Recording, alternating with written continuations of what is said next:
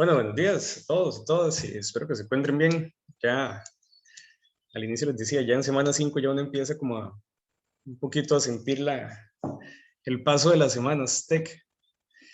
Y pues estábamos conversando un poquito sobre el tema ambiental.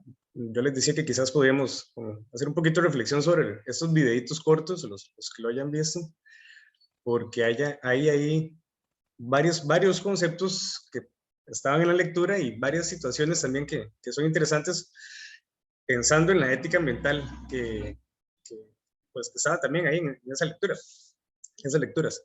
Y también amarrándolo un poco con lo que decía Andrea, ya como a nivel más práctico, ¿verdad? Cómo administrar, pues, de todo, desde el tema del recurso hídrico hasta pues, el consumo eléctrico, el manejo de los residuos. Entonces, no sé si alguien tiene alguna observación sobre esos videos que quiera compartir sobre cualquiera de los tres, sobre cualquier audiovisual, pero particularmente sobre esos tres cortos.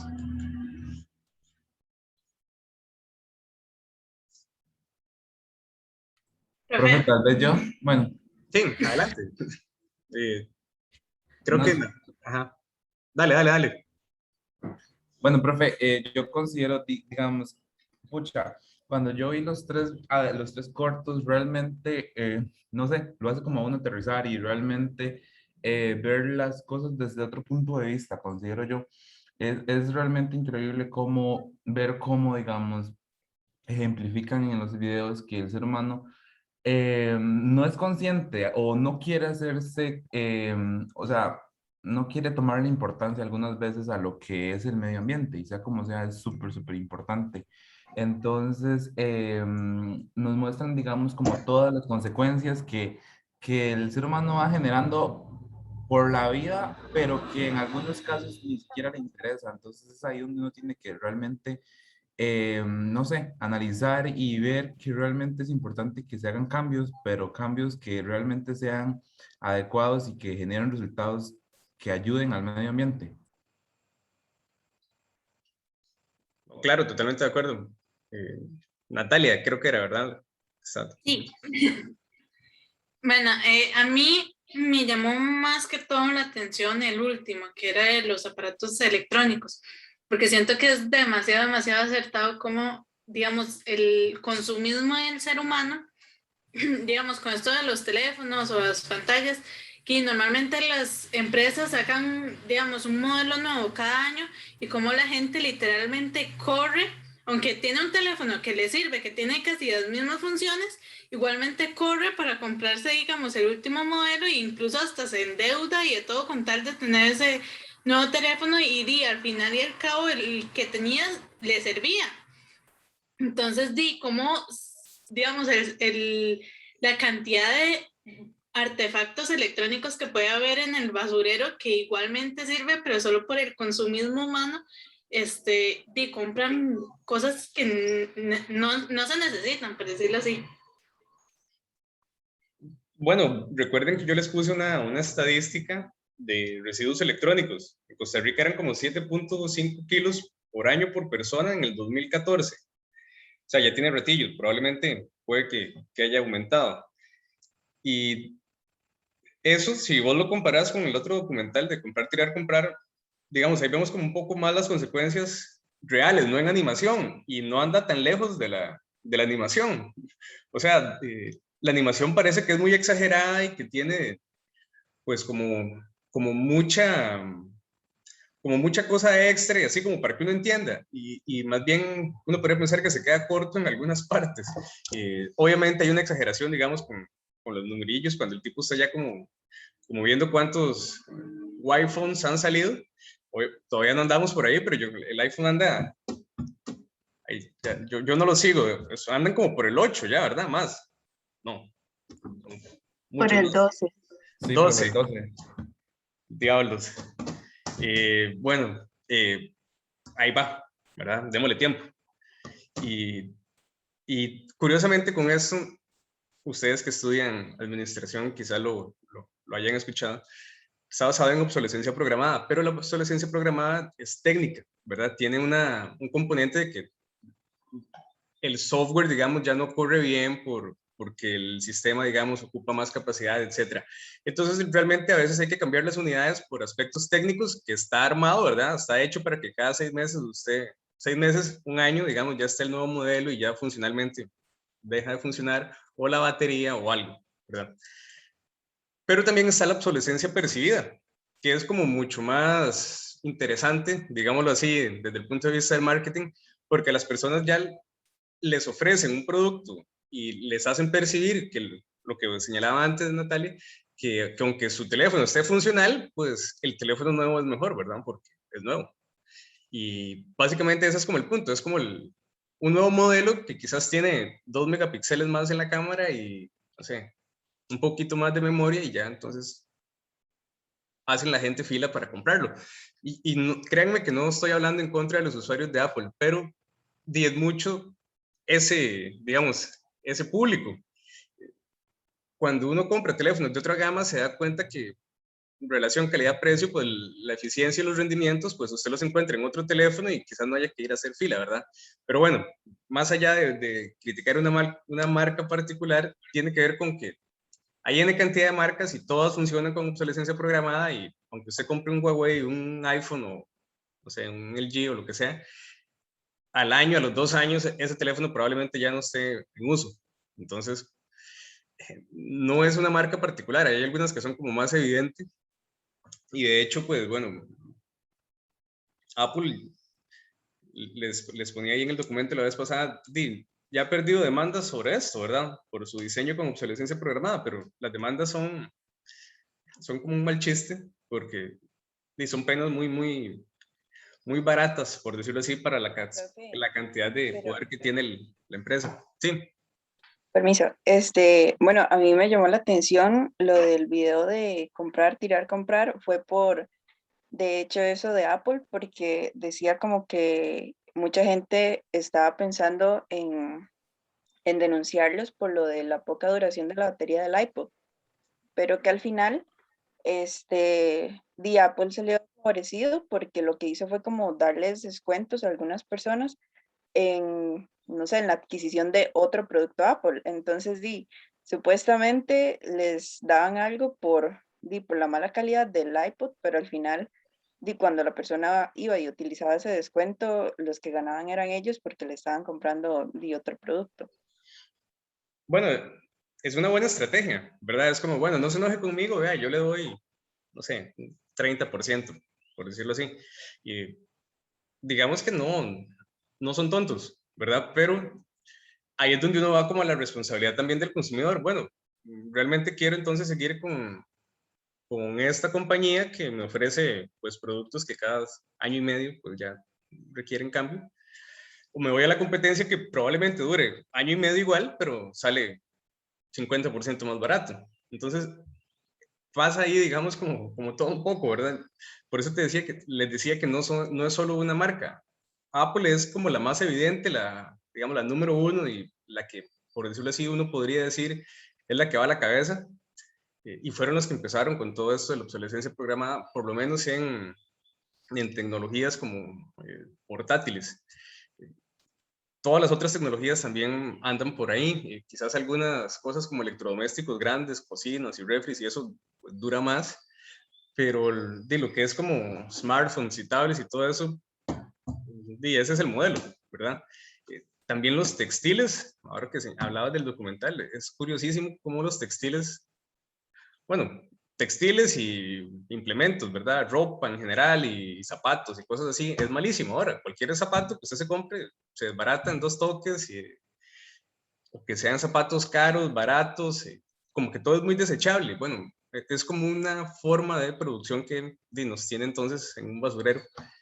Y es el modelo, tristemente, ¿verdad? Entonces, si ustedes se ponen a ver, es más barato entonces comprar ropa nueva que reparar ropa, ¿verdad? Porque ya se ve fea y ya no hay costureras. Entonces, hay todo un problema ahí con los textiles también, que no es poca cosa, ¿verdad? Ok, chiquillos, ¿algo más sobre los videos? ¿Alguien que quiera comentar algo? Profe, digamos, algo más como general. digamos que ahora las empresas básicamente lo que están haciendo es trasladarle la culpa al consumidor. O sea, ellos están limpiando las manos. Por ejemplo, digamos, las campañas de Coca-Cola, con los temas de botellas de plástico, ellos lanzan anuncios o publicidad donde ellos básicamente siguen produciendo las botellas de plástico y las de vidrio, pero ellos dentro de la publicidad hacen ver como de que el poder de decisión es del consumidor. O sea, ellos les dan la opción de escoger el vidrio o el plástico, pero y al final el consumidor es el que decide. Entonces como que le trasladan esa culpa al consumidor, siento yo. Sí, hablemos de responsabilidad, no de culpa, ¿verdad? Es más preciso éticamente. Les trasladan la responsabilidad al consumidor y uno podría pensar que, claro, el consumidor tiene mucha responsabilidad. Es decir, de repente a veces es mejor una botella de plástico porque se te puede quebrar la de vidrio, es como más para un viaje, para un viaje o algo, ¿verdad? Para consumir en un restaurante, una botella de vidrio es como lo indicado. Bueno, evitar el plástico, mejores plásticos, todo eso es responsabilidad conjunta entre empresa, digamos, y consumidor. Pero yo entiendo tu punto de vista. Las compañías entonces como que se vuelcan y le dicen, no, consumidores, y es usted el que decide, ¿verdad? Al final es usted, yo le ofrezco y usted decide. Es como una ilusión, digamos, de responsabilidad, pero no lo es, porque la responsabilidad, digamos, sería un poco previa, creo yo, o por lo menos más evidente. No es, creo que lo que vos señalás es que hay un desbalance y que todo se le vuelca, digamos, como responsabilidad al consumidor. Y yo coincido. O sea, me parece que las empresas la tienen como fácil cuando es la responsabilidad del consumidor, ¿verdad? Casi que en su totalidad. Por eso lo que Andrea nos decía, algunas empresas recogen lo que comercializan, los residuos de las mercancías que comercializan, pero no todas y depende. Entonces, pues bueno, hay que sondear un poco por ahí.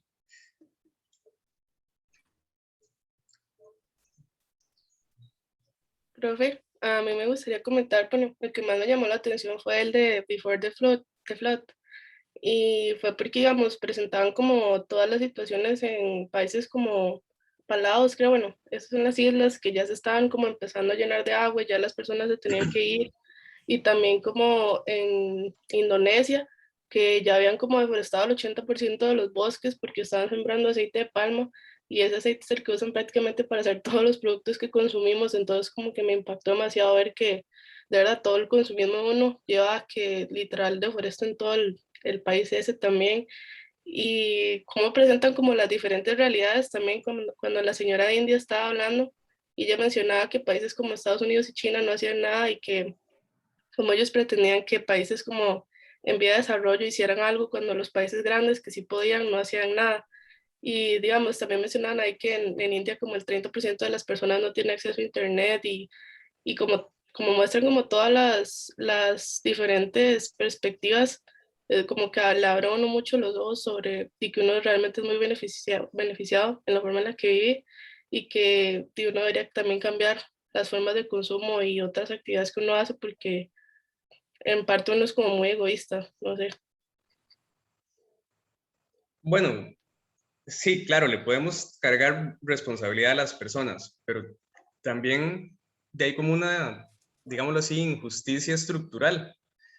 Y en términos climáticos eso implica que muchas regiones del mundo ocupan estructura y desarrollo que tiene una factura climática que no están logrando hacer, y mientras que otras culturas ya tienen esa infraestructura y emiten muchos más gases, entonces hay un desbalance entre, por decirlo así, los responsables de una crisis de origen antropogénico mucho más serio y los que lo pasan peor en esa crisis.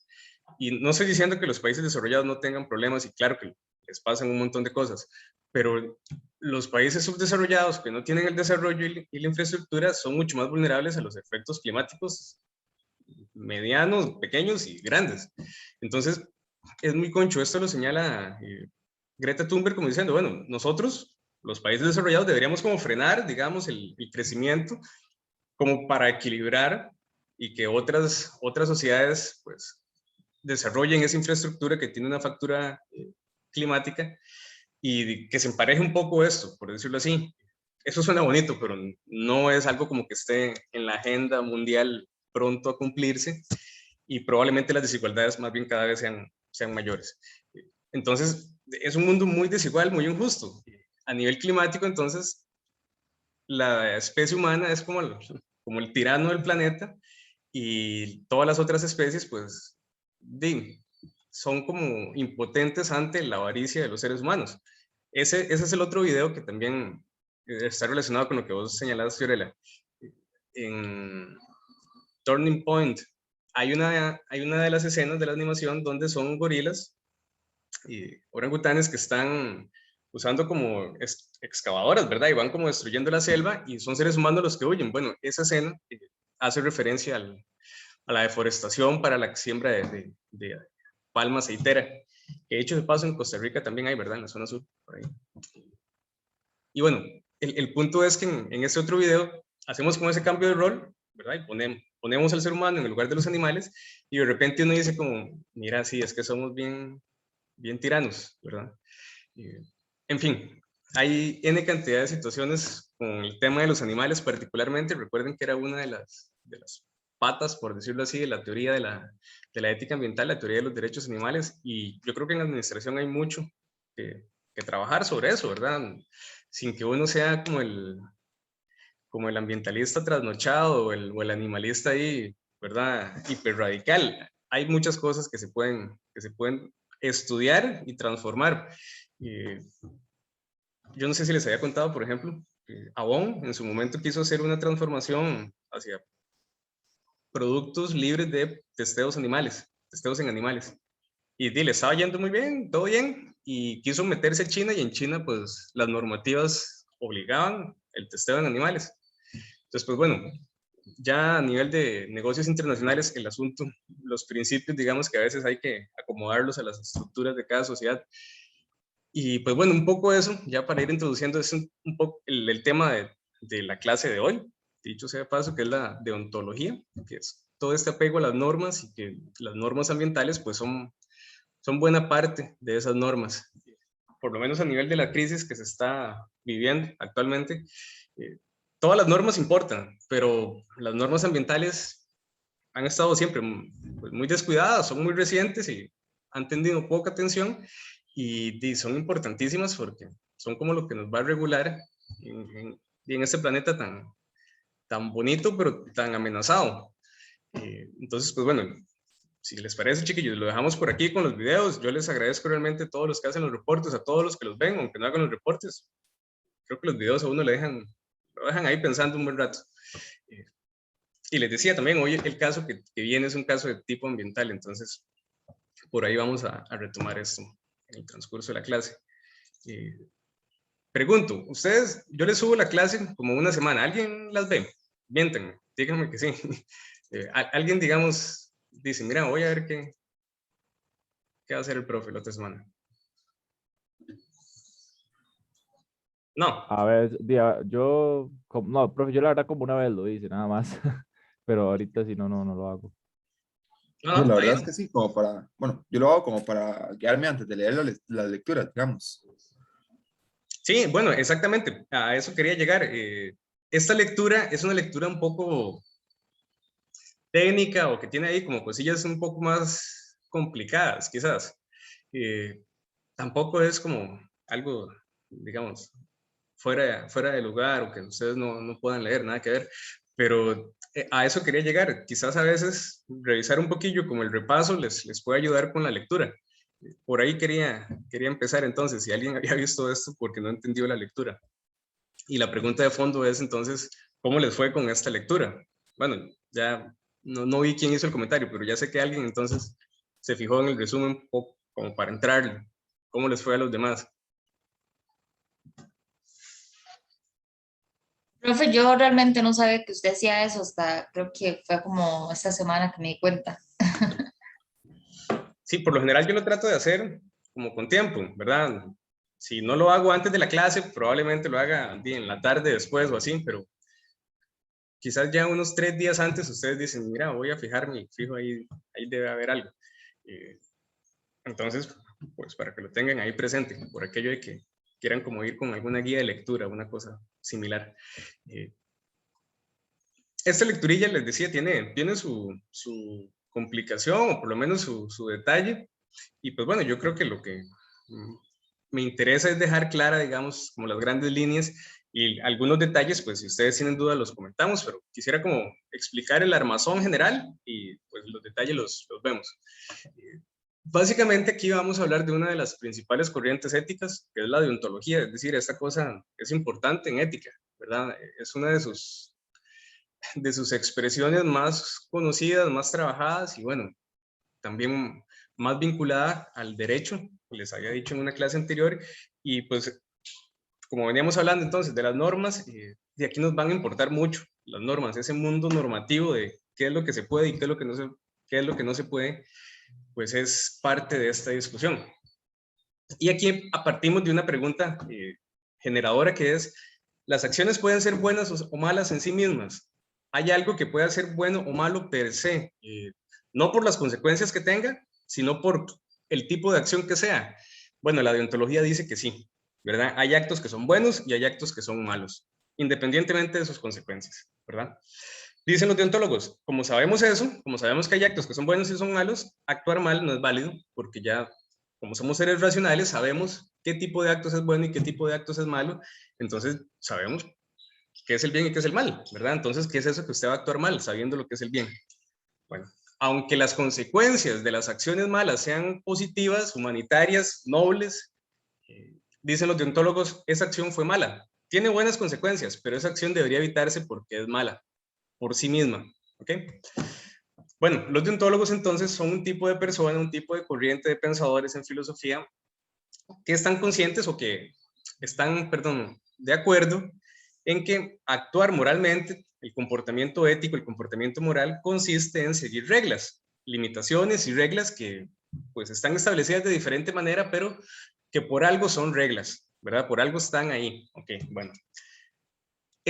¿Por qué existen las reglas? Bueno, básicamente, según los deontólogos, porque racionalmente podemos saber qué está bien y qué está mal, entonces las reglas responden a eso.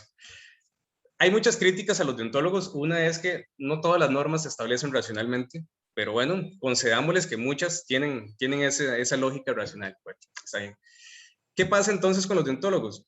Como sabemos que existen el bien y el mal, las acciones ya de entrada son buenas o malas, los deontólogos dicen, bueno, si eso está permitido, no hay ningún problema. Si no está permitido, entonces no lo haga, ¿verdad? Esto no es excluyente del consecuencialismo, ¿verdad? Eso es a lo que voy. Las teorías deontológicas no es como que quitan o empujan a las teorías teleológicas, consecuencialistas, utilitaristas. Conviven, y todos los seres humanos en algún momento nos comportamos como deontólogos y seguimos las normas, y en algunos otros momentos entonces actuamos pensando en el bien de la mayoría y en la felicidad de la mayoría, etc. Entonces, en la realidad no es como que las teorías se excluyan, sino que más bien tratan de explicar una misma realidad, pero lo más interesante es como no ser como fanático de una o otra, sino tratar de integrarlas o por lo menos sacar lo mejor de cada una. A eso en filosofía se le conoce como un enfoque ecléctico, perdón, sonó ecléptico de eclecticismo, sí, ya no lo dije. El eclecticismo es una corriente que busca integrar lo mejor de cada corriente, ¿verdad? Es como decir, yo no soy fiebre o fan de esta teoría como tal, sino que entiendo que aquí hay cosas importantes y entiendo que hay límites y objeciones, y que en esta otra corriente pasa lo mismo. Entonces, voy a optar por una posición mixta, ¿verdad? Una fusión de ambas. Eso, hay miles de fusiones de este tipo de corrientes, pero bueno, vamos a ver que la administración tiene un poco de estas dos, ¿verdad? Entonces, la deontología va a ser como una de las partes, y el utilitarismo, la teleología, el consecuencialismo va a ser otra. Aquí quizás ustedes, la lectura los confundía un poco porque habla de teorías teleológicas. Bueno, esto es una forma en filosofía de decir que son teorías orientadas hacia un fin. Telos en griego es fin, finalidad. Teleología es ese estudio de las finalidades. Es una forma de consecuencialismo.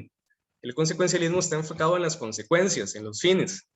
Las teorías teleológicas son teorías consecuencialistas y recuerden, el utilitarismo es una teoría, ya no lo dije, el utilitarismo es consecuencialista, el utilitarismo es teleológico. Son diferentes formas como de apuntar a cosas que tienen esas tres teorías en común. Todas están enfocadas en una finalidad, en una consecuencia. Mientras que los deontólogos, las teorías deontológicas, no se enfocan en las consecuencias, sino en las razones que motivan los actos. Entonces, esa es una de las grandes diferencias. No quiere decir, este versus no quiere decir que sean enemigas, ¿verdad? Digamos que históricamente los filósofos se pueden pelear teóricamente por esto, pero en la práctica la toma de decisiones integra estas dos. ¿Okay?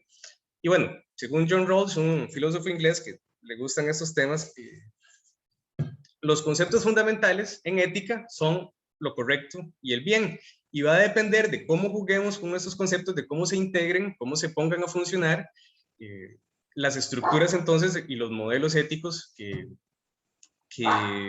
explica el consecuencialismo y que explica, la teleología y la deontología. ¿Ok? Entonces, para las teorías teleológicas, voy a hacer esto un poquito más grande. Para las teorías teleológicas que están orientadas hacia un fin, hacia una consecuencia, lo correcto es aquello que maximiza el bien, como en el utilitarismo. El bien es maximizar el bien para la mayoría, ¿verdad? El bien de la mayoría es lo que importa para un utilitarista, un consecuencialista y un enfoque teleológico. ¿Okay? Para todos ellos importa maximizar el bien. Para las teorías deontológicas, el bien no tiene que ver con maximizar lo correcto, sino que lo correcto es previo. Y sabemos qué es lo correcto independientemente de que maximice o no sus consecuencias. Entonces, tenemos dos enfoques para pensar en la toma de decisiones. Uno que espera las consecuencias, otro que dice, no, yo antes de las consecuencias ya sé lo que es bueno y qué es malo y no me importan las consecuencias. Los deontólogos son ese tipo de personas. Dicen, este acto es bueno por sí mismo o es malo por sí mismo y las consecuencias, pues, independientemente si son buenas o malas, yo no las tomo en cuenta para tomar las decisiones, ¿verdad? Entonces, lo correcto y el bien juegan aquí diferente. Para las teorías teleológicas, como el utilitarismo, hay que maximizar el bien. En eso consiste la ética. Para las teorías deontológicas, consiste en que ya sabemos qué es el bien y hay que actuar correctamente, independientemente de las consecuencias. ¿Por qué? Bueno, los deontólogos dicen que las consecuencias sean positivas no me garantiza que las acciones sean buenas. Yo puedo tener buenas consecuencias a partir de acciones malas. ¿Sí? Se puede. Entonces, los deontólogos pues dicen, es que las consecuencias pueden ser de muchos tipos. Y como pueden ser de muchos tipos, entonces me ponen a mí a calcular muchas cosas que yo no puedo saber cómo van a salir las consecuencias. Entonces, no puedo saber si las acciones son buenas o malas porque no sé cuáles consecuencias va a tener. De repente puedo saber a veces más, a veces menos, pero es muy incierto, diría un deontólogo, las consecuencias de las acciones. Entonces, pues mejor busco otra forma de razonar para tomar las decisiones. Bueno, los deontólogos entonces consideran que para actuar correctamente deben entonces primero abstenerse de cometer males, ¿verdad? Los deontólogos dicen, bueno, yo antes de beneficiar a alguien, primero voy a no causarle daño a nadie. Lo primero es no actuar mal. Los deontólogos entonces buscan, antes que ayudar a la mayoría, no actuar mal ellos como individuos. Son como tendencias distintas. El utilitarista, el teleologista o el consecuencialista lo que buscan es ayudar a las demás personas, quieren maximizar el bien. Los deontólogos lo que quieren es evitar hacer el mal. Claro que los utilitaristas también buscan evitar hacer el mal, pero a los deontólogos eso es lo que más les importa. ¿Ok? Y bueno, para los deontólogos entonces la razón es aquello que sostiene la toma de decisiones, ¿verdad? Perdón. Para entonces la deontología, las acciones que están tipificadas en las normas, las leyes, las prohibiciones, como malas, como prohibidas, eso es lo que primero hay que evitar. No hay que caer entonces en los delitos, ¿verdad? O en las prácticas antiéticas. Bueno, a eso le vamos a llamar consideraciones deontológicas, ¿verdad? La consideración de los deberes. Deon, eso no lo había dicho. Deontología es una palabra de raíz griega también. Deon significa, la raíz significa deber. Entonces, bueno, son las consideraciones de los deberes de aquello que no se puede no hacer. Hay que cumplir con eso, ¿verdad? Entonces, todas las normas, toda la estructura que tengamos para distinguir deontológicamente qué es el bien y qué está mal, a eso le vamos a llamar consideraciones deontológicas. Este es un conceptillo como para la bitácora. ¿Ok? Perdón. Ok. Entonces, conceptillo ahí ya para la bitácora. Por ejemplo, para los deontólogos, las mentiras son malas. ¿Por qué son malas? Puede que tengan consecuencias positivas o negativas, eso no importa. Son malas por el tipo de acción que son. Aunque tengan consecuencias muy buenas, la mentira va a ser mala. ¿Ok? Aquí la pregunta sería, ¿por qué son malas las mentiras? ¿Verdad? ¿Es malo mentir? ¿Qué piensan ustedes, chicos?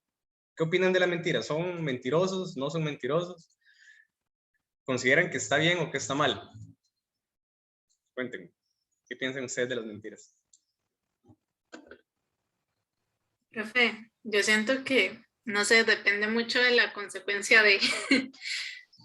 Tenemos una consecuencialista, ¿vieron? En el grupo.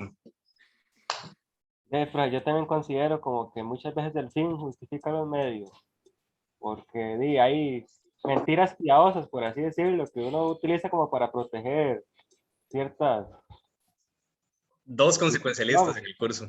¿Está bien? Por ejemplo, profe, en un caso muy extremo, qué sé yo, que usted sepa que un familiar suyo tiene cierta, que usted tenga cierta enfermedad terminal y usted la oculta, miente para no afectar el resto. Por ejemplo, siento yo que no sería tan malo, por así decirlo.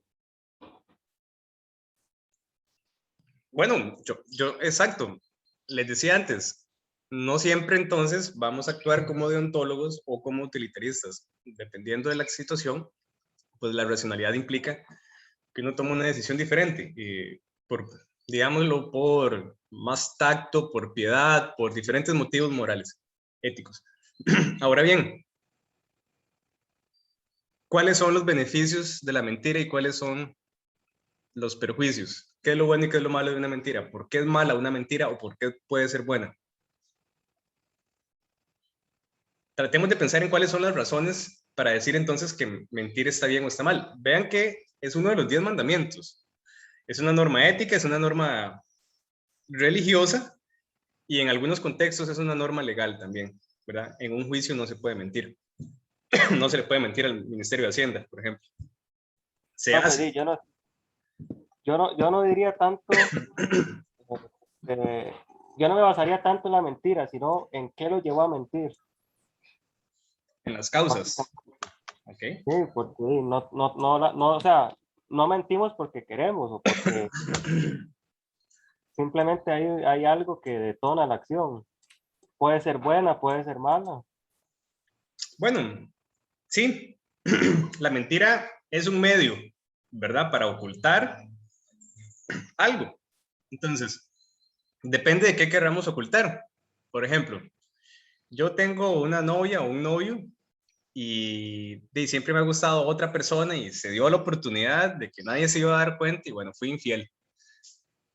Nadie se dio cuenta, nadie nunca se dará cuenta. ¿Ustedes revelarían eso a su pareja? ¿Sí o no? Pregunta cerrada, ¿sí o no?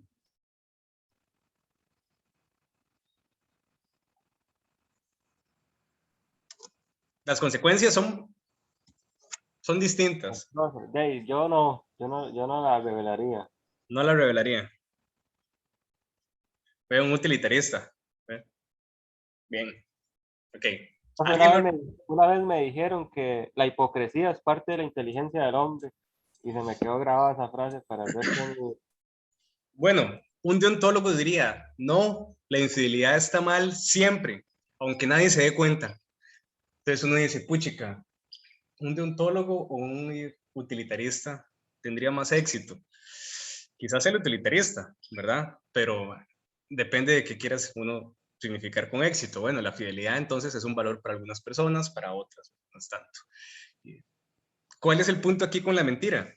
Que impide el conocimiento de información valiosa o de información sensible para la toma de decisiones de personas racionales. Entonces, cuando yo le estoy mintiendo a una persona, dice un deontólogo, lo que importa ahí es que esa otra persona no puede tomar una decisión informada.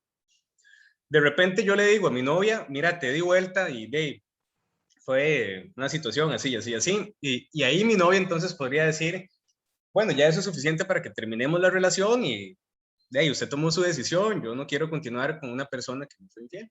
O de repente la novia dice, sí, está bien, yo lo perdono. Bueno, pero ya tendría la información. Muchas veces lo que le molesta a las personas de la mentira es el hecho de haberles mentido, ¿verdad? Porque traiciona bueno, la confianza en algunos contextos, pero traiciona también la capacidad de que las personas tomen sus propias decisiones. Es decir, puchica, yo quiero saber las cosas para poder decidir. Algunos filósofos dicen, a veces es mejor no saber, ¿verdad? A veces es mejor vivir medio engañado porque las personas que saben mucho a veces sufren por cosas que no deberían. Bueno, el punto es que cuando mentimos, evitamos que las personas tomen sus decisiones de manera informada.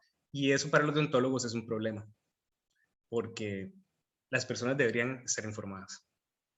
En la teoría, en la práctica, uno puede poner ejemplos donde una mentira es lo más sensato desde cualquier punto de vista. El ejemplo de los vecinos con los nazis y los judíos, ¿verdad? Yo creo que ese ejemplo vale, ¿verdad? O sea, uno hoy entiende que a veces las mentiras son necesarias para una finalidad mayor que los deontólogos también podrían quebrar, digámoslo así, sus consideraciones deontológicas.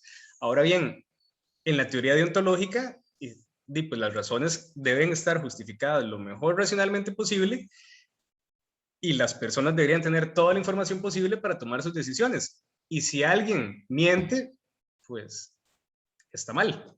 En la teoría deontológica pura, digámoslo así. En la práctica, las mentiras muchas veces pues, pueden salvar vidas, por decirlo de esta manera, por ponerlo más dramático, ¿verdad? Ahora bien, insisto, es una norma ética, es una norma religiosa y hasta legal, dependiendo del contexto. Entonces, algo nos dice que es importante no mentir. Otra norma, por ejemplo, no matar. ¿Por qué es malo no matar? Bueno, ustedes pueden decir, es evidente, ¿verdad? Porque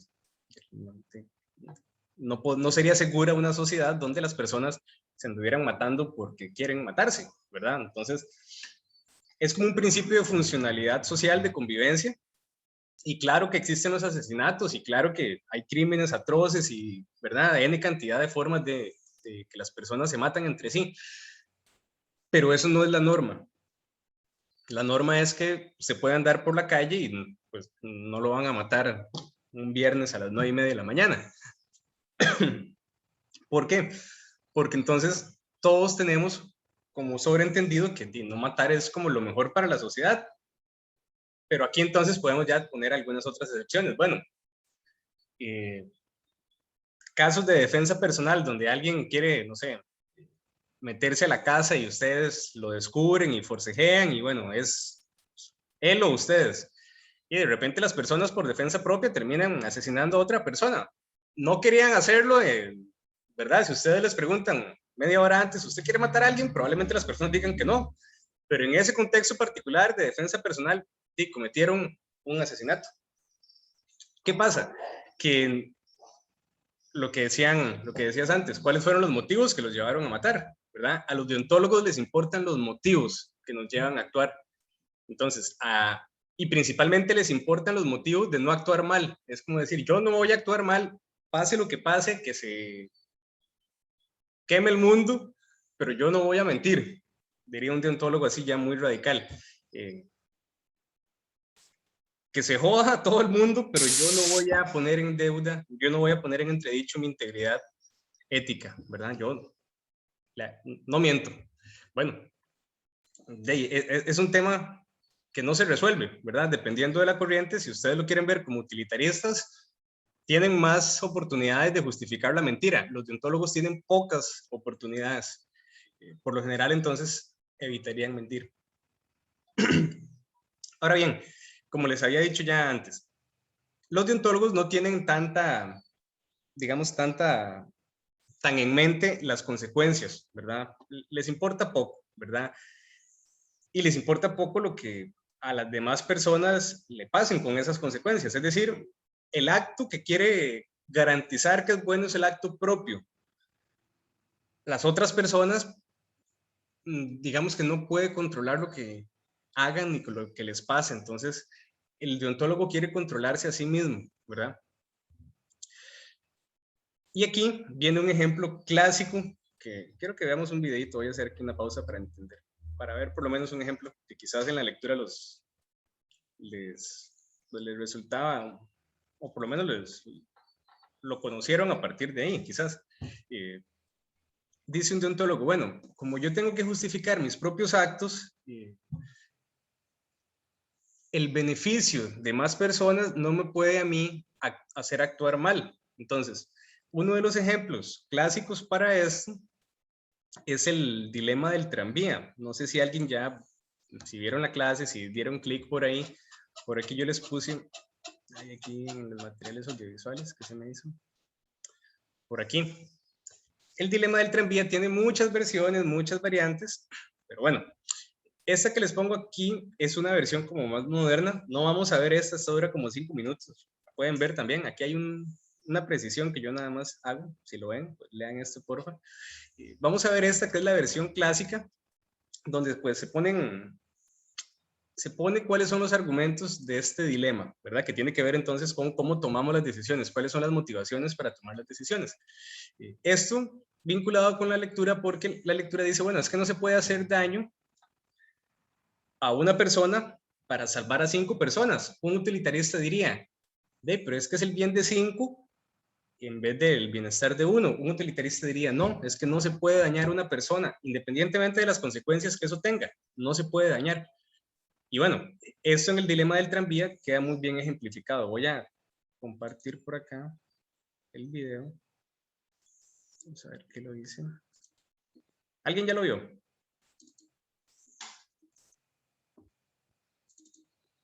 No.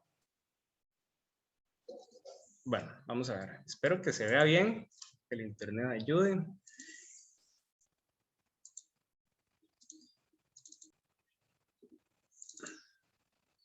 Okay, veámoslo y lo comentamos un segundillo.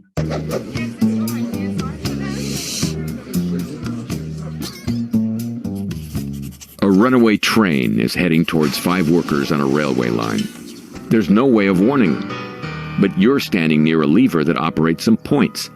Switch the points, and the train goes down a spur. Trouble is, there's another worker on that bit of track too, but it's 1 fatality instead of 5. Should you do that? Many people think the right thing to do would be to switch the points, to sacrifice 1 to save 5, since that produces the best outcome possible.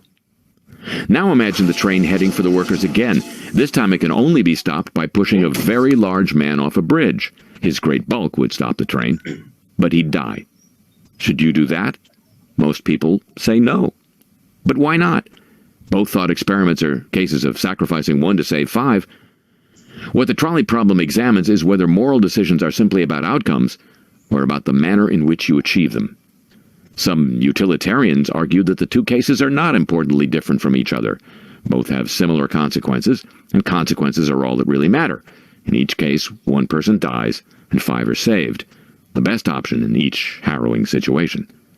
But lots of people say they would switch the points, but they wouldn't push the man off the bridge. Are they simply inconsistent, or are they onto something?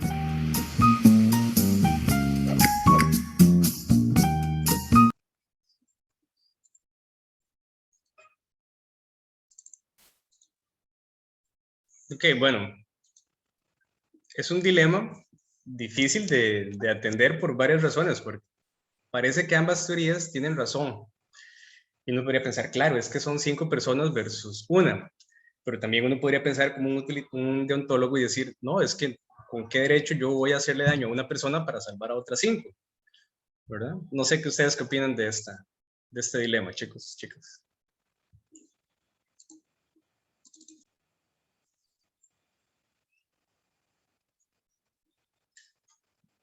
No los oigo. No sé, profe, siento que es difícil. Sí, es difícil. Vamos a ver, una versión de esto, que lo he visto, por ejemplo, con temas de trasplantes de órganos, ¿verdad? 5 personas ocupan un trasplante de órganos y hay una persona sana, entonces matamos a la persona sana, sacamos, ¿verdad?, los 5 tipos de órganos diferentes y se los damos a las otras 5 personas. Resultado, 5 personas felices y una persona muerta. Un utilitarista, bueno, de repente lo evalúa bien.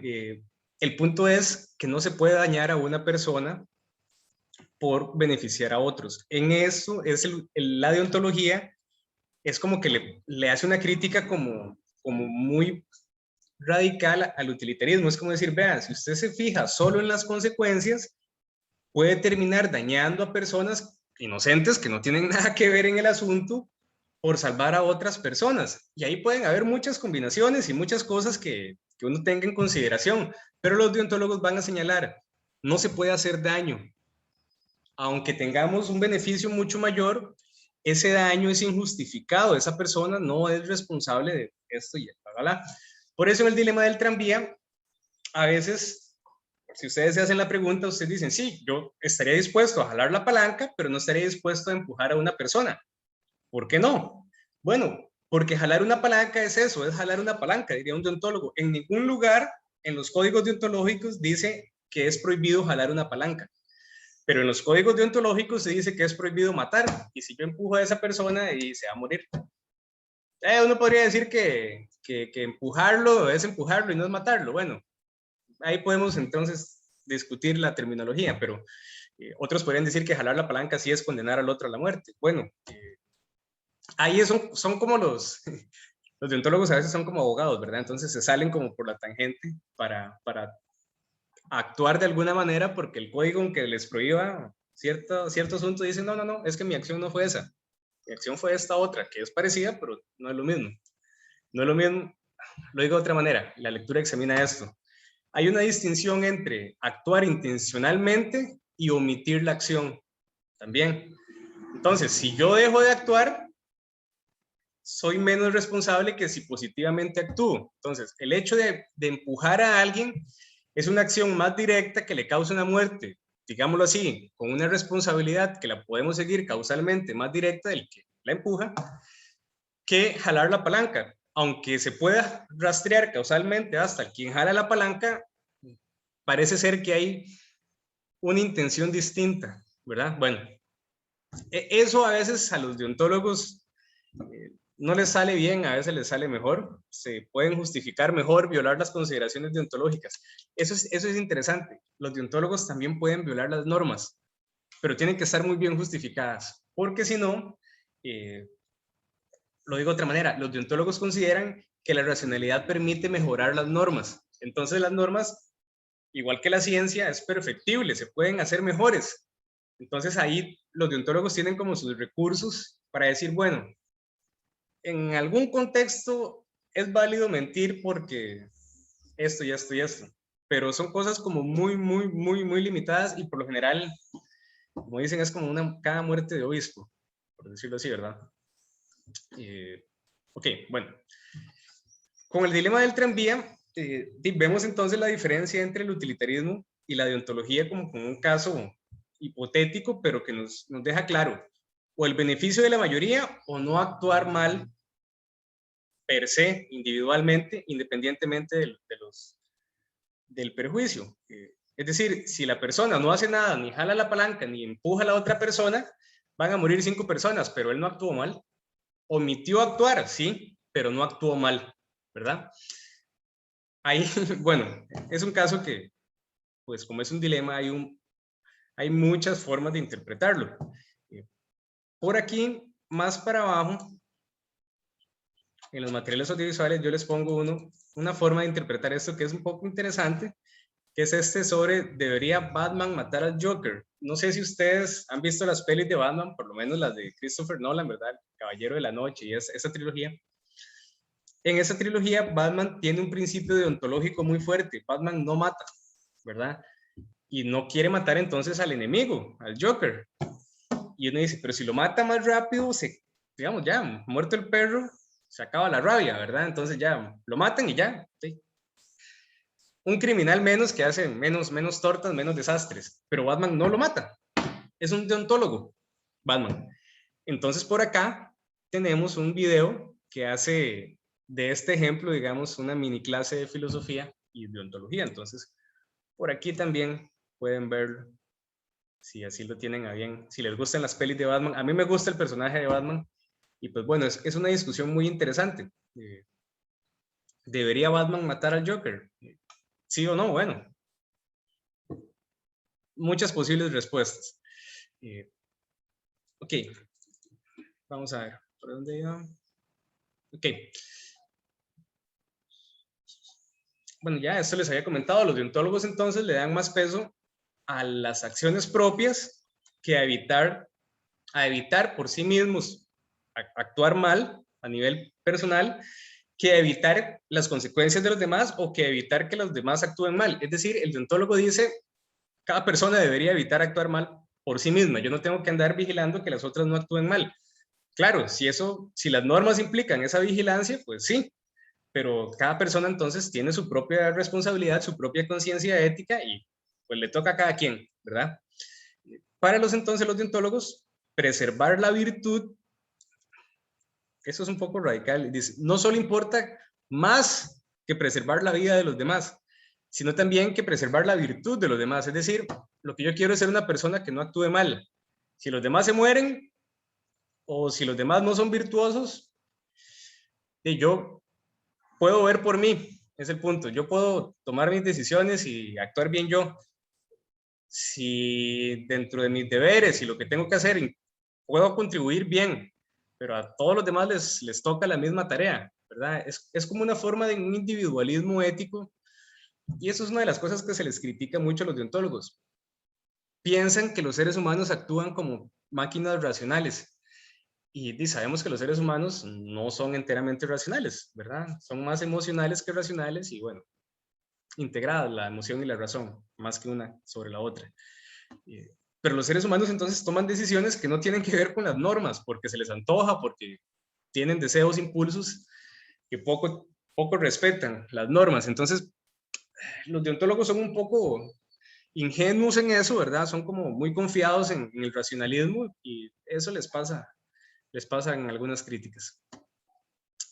Ok, entonces no importa si los demás actúan mal, para el deontólogo lo que importa es no actuar mal él, se enfoca en sí mismo. El consecuencialista se enfoca en la mayoría. Vean la diferencia de enfoques.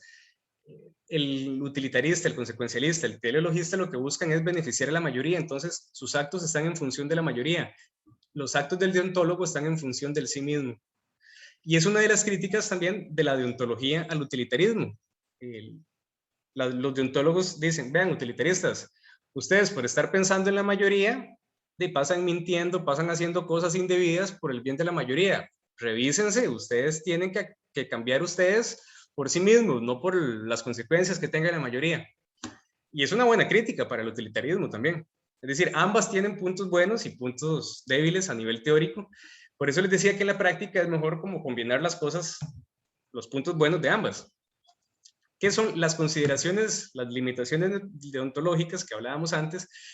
Tienen como una estructura. Entonces dice la lectura, bueno, por lo general se formulan negativamente, ¿verdad? No matar, no mentir, no robar. Pongan ahí todos los nos, ¿verdad? No ser infiel.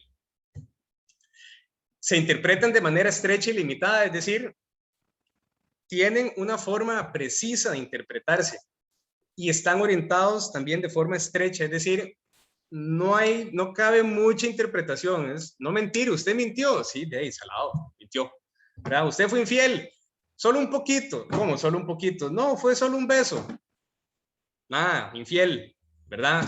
Un beso cuenta. Incluso para los religiosos, el pecado de pensamiento cuenta también y deberían confesarlos para los que se confiesan, ¿verdad? Deberían confesar las infidelidades mentales. Probablemente sea muy larga la confesión, ¿verdad? Una fila no terminaría la gente. Qué mal pensado que soy, ¿verdad? Me acabo de descubrir pensando mal de la gente. No, la gente no es infiel en la mente, ¿verdad? En fin, son cosas que como más parecido a las leyes, recuerden que la deontología es muy similar al derecho, es la rama más cercana, y el derecho está tipificado, ¿verdad? Lo que veíamos con don Antonio Marlás, que tiene una estructura, una codificación. Las normas deontológicas también están como más estructuradas, más codificadas. Entonces, lo que hay que saber es codificarlas bien, hacerlas bien para tener, digamos, normas, fórmulas que nos orienten, pues bien hechas, ¿verdad? Bueno, lo prohibido entonces es una de esas palabrillas claves que aparecen en las fórmulas deontológicas, porque entonces es lo que nos marca el límite, ¿verdad? Lo prohibido, lo no permitido, es fundamental, porque entonces ya nos dice, eso es lo que usted no tiene que hacer, o sea, todo lo demás está permitido, pero eso no, ¿ok? Entonces, lo que está prohibido, ya nada que hacer, está prohibido. Lo que no está prohibido, se puede hacer. Entonces, hay como una forma de pensar a nivel de las prohibiciones. Bueno, ¿qué está prohibido? Pongo esto. Un ejemplo. Para una persona menor de 18 años está prohibido comprar cigarrillos. Sí, está prohibido. Es malo para una persona menor de 18 años. Un deontólogo de 17 años no podría comprar cigarrillos, pero un deontólogo de 18 años ya tiene permitido comprar cigarrillos. Entonces, para un deontólogo de 18 años, ya usted no tiene problema ético por comprar cigarrillos, porque no está prohibido. La sociedad lo permite. Bueno, podríamos discutir los beneficios, las consecuencias, pero eso es un juicio consecuencialista. Un muchacho de 18 años que estudie filosofía y diga, no, yo la deontología la entiendo aquí y así. Si no está prohibido fumar cigarrillos, no hay problema. Claro, está prohibido fumar cigarrillos en restaurantes, en sitios, en edificios públicos, en espacios cerrados. Bueno, entonces ahí no se puede fumar cigarrillos. En transporte público, en los autobuses, no se pueden fumar cigarrillos. Antes se podía, no era problema. Me cuentan mis amigos más viejos que se podía fumar en la U. Entonces dice que estudiantes y profesores fumando en media clase, y podrán imaginar el humarascal. Y cuentan las leyendas que no solo se fumaba tabaco, pero bueno, digamos que son historias que yo no las viví, entonces mejor no doy fe de eso. Pero entonces lo que no está prohibido, está permitido. Cosa particular, y aquí paréntesis, hay una película muy bonita que se llama Made in USA, Made in USA.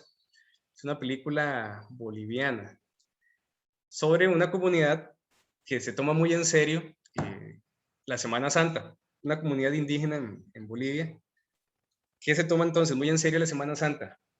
Y la religión, como garante, digamos, de las normas éticas, tiene un asunto particular. En el contexto de la película, ellos hacen eco de una idea que anda ahí en filosofía desde hace muchos años, que se hizo famosa por Fyodor Dostoyevsky, un escritor ruso, pero que es originaria de la sabiduría popular alemana y de Goethe, en el Fausto, y de Hegel y de algunos autores alemanes, pero se hace famoso por ese autor ruso que les decía. La idea es que si Dios no existe, todo está permitido. Y pues tiene una lógica donde Dios es el garante, digamos, de la racionalidad del mundo, y cuando Dios no existe, entonces, pues nadie está vigilando que las cosas se cumplan, ¿verdad? Dios ve el corazón del hombre y sabe cuando actúa bien y cuando actúa mal, pero si ya entonces Dios no existe, entonces, digamos que tenemos semáforo en verde. En el contexto de esta película, se lo toman muy en serio en la Semana Santa. Entonces, el Viernes Santo, Dios muere, ¿verdad? El Viernes Santo, y resucita el domingo.